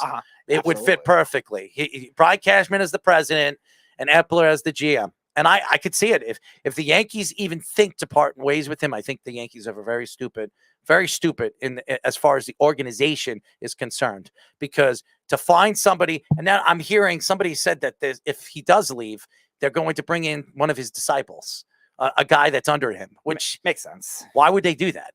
Honestly, if you're going to get rid of arguably the best GM in baseball, then you might as well start over and bring somebody else in that knows the game a little bit. Yes, fresh. Okay. Knows the game a little bit different. Bring in an Astros guy. Bring in one of those guys. Oh, that'd be something. Yeah. I'm just saying, bring in a guy that knows the game a little bit differently, who does it the new way. Right. So because next year it's going to be a different game because there's no more shifting. Yeah. There will be no more shifting anymore. The game is going to be, first of all, you're going to see more hits next year, 100%. You're going to see more hits, more power, more everything next year. Why? Because you can't shift. Right. And I think that's what I'm saying with the Mets more is while they do have the money, they do have the ability to spend now. They haven't been able to get to that, I guess you could say, well-oiled machine for baseball conversation. When you look at teams like the Dodgers, you look at teams like the Braves, the Astros. The Braves and the Astros are probably the 2 biggest examples of that just because of the way they manage their contracts. But I also think the Mets, yeah, they're good at accumulating talent. I don't know if any of their contracts are necessarily like god awful. James McCann's bad because he hasn't hit, and some of the relievers, yeah, but like Canna, Marte, all those guys are not. They're not like considered overpayments type things. So it's one of those things where they have to be able to make that next step in order to find those other gems. They didn't do it at the trade deadline so far, and so far they haven't done it finding depth. Well, I think the Mets have a lot of money, and when you have an owner that's willing to spend, he will spend. It will happen. But I don't think the issue really is money. I think it's more of getting those other guys. Because you as Tracy was saying, like baseball, you have all these guys that you may have stars and then who else is there type thing. And that's what the Mets have still been lacking when it comes to a consistency basis. Now, they have names, obviously Pete Alonso, Starling Marte. They have names in that lineup and definitely on the pitching staff, but who are those other guys to help complement those types of guys? And you're looking at the Phillies and the Astros. The Phillies have a deep lineup. Now, the pitching and bullpen depth is not great. And again, they were kind of the anomaly to that. But when you look at the way their starting pitching works, if they can get the rest of that going, those kinds of things could happen. And that's why they're shifting to that kind of mold too.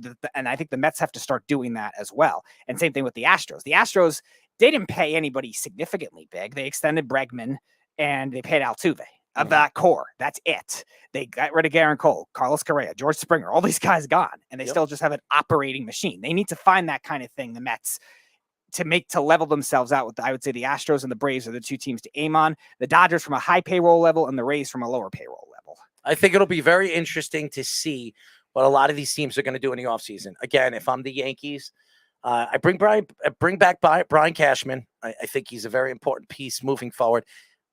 Bring back Aaron Boone. Okay. He had a good season. I know he didn't look good in the playoffs. They need somebody that's going to transition this team. Even if it's not Aaron Boone, he's not the answer. Next year, you can move on from Aaron Boone. Then he'll have one more year left on his contract. You let him go after next year. Even if they make the playoffs, you bring him back, obviously, because the team will be worse and they won't have the payroll that they had this past year. Because you lose Aaron Judge, Severino, Taillon, all these guys. You're talking about $80 million off the board, $90 million. So that's by itself says that the Yankees are going to wait until the year after where there's the free agency market is going to be big. You're talking about some of the big names that are going to be out there. Like I said, Ohtani will be available. Obviously, Soto will be available. These guys will be available. Now, will they go to the Yankees? I don't know. If they pay him, they might. Soto will. I don't know about Ohtani because he's had a problem playing in New York, but money talks. And if the Yankees give him what he wants, he'll come here and play for the Yankees. So it'll be very interesting to see what the Yankees do this offseason. And Brian Cashman, Hal Steinberg has a lot of work to do because he has to make a decision on where he's going, where the organization is going. They had a very good season. They were embarrassed by the Houston Astros. They were absolutely embarrassed in the ALCS by a team that I believe everybody says they were that much better. They weren't that much better. They weren't. The Astros beat the Yankees in, 2 out of the 3 games by 1. By 1. And the other 2 games by 2. I mean, they didn't beat the Yankees. They didn't completely tear them apart. Right. They weren't hitting like the Yankees, too. They were hitting okay. They weren't hitting that much. It really was the Yankees swinging at the bad pitches and men in scoring position, which they had problems in the second half of the season in the month of August. They couldn't score. Maybe DJ LeMahieu not being in the lineup hurt them. Really that bad? I don't know. Maybe. I think it hurt them for the playoffs because DJ LeMahieu does provide a little more of the contact hitting where the Yankees really lacked that kind of thing. Also, Benintendi's injuries, too, I think really hurt that kind of thing where he wasn't hitting for them anyways. I understand that, but I think it's more of not a talent perspective as much as it is an approach perspective when it comes to the structure of the way the team is. And that's why I was talking about with the Mets, too. You can have all the stars you want. You just still don't have a playoff identity. I think the Padres had a better playoff identity the way they were structured. And the Astros have a very good, well-oiled machine where they have a good system that works with the analytics department, and they have a good mixture of everything. You're right. On paper, I don't think there might not be as talented as the Yankees overall. Like the Yankees, when healthy, might be more talented, more star-driven. But the way they're structured, I think the Astros have a little bit of a mixture of everything, whereas the Yankees were conceptually flawed in some areas, and so were the Mets. The Mets bullpen was atrocious besides Diaz. The Yankees bullpen was eeky in the second half of the season when King went down. So I think you're looking at a case where there's definitely some issues of what they can't do. And it's not just talent alone. And we always say in football and baseball and these sports that require a lot more concepts, talent doesn't just win. The Buffalo Bills are the most talented team in football. Are they guaranteed to win the Super Bowl? No. We said at the beginning of the year, the Ravens had the best defense or one of the best secondaries. They're awful this year.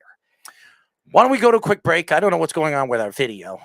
You could check it out. When we come back, we will get into some more football here on the Sports Loudmouths.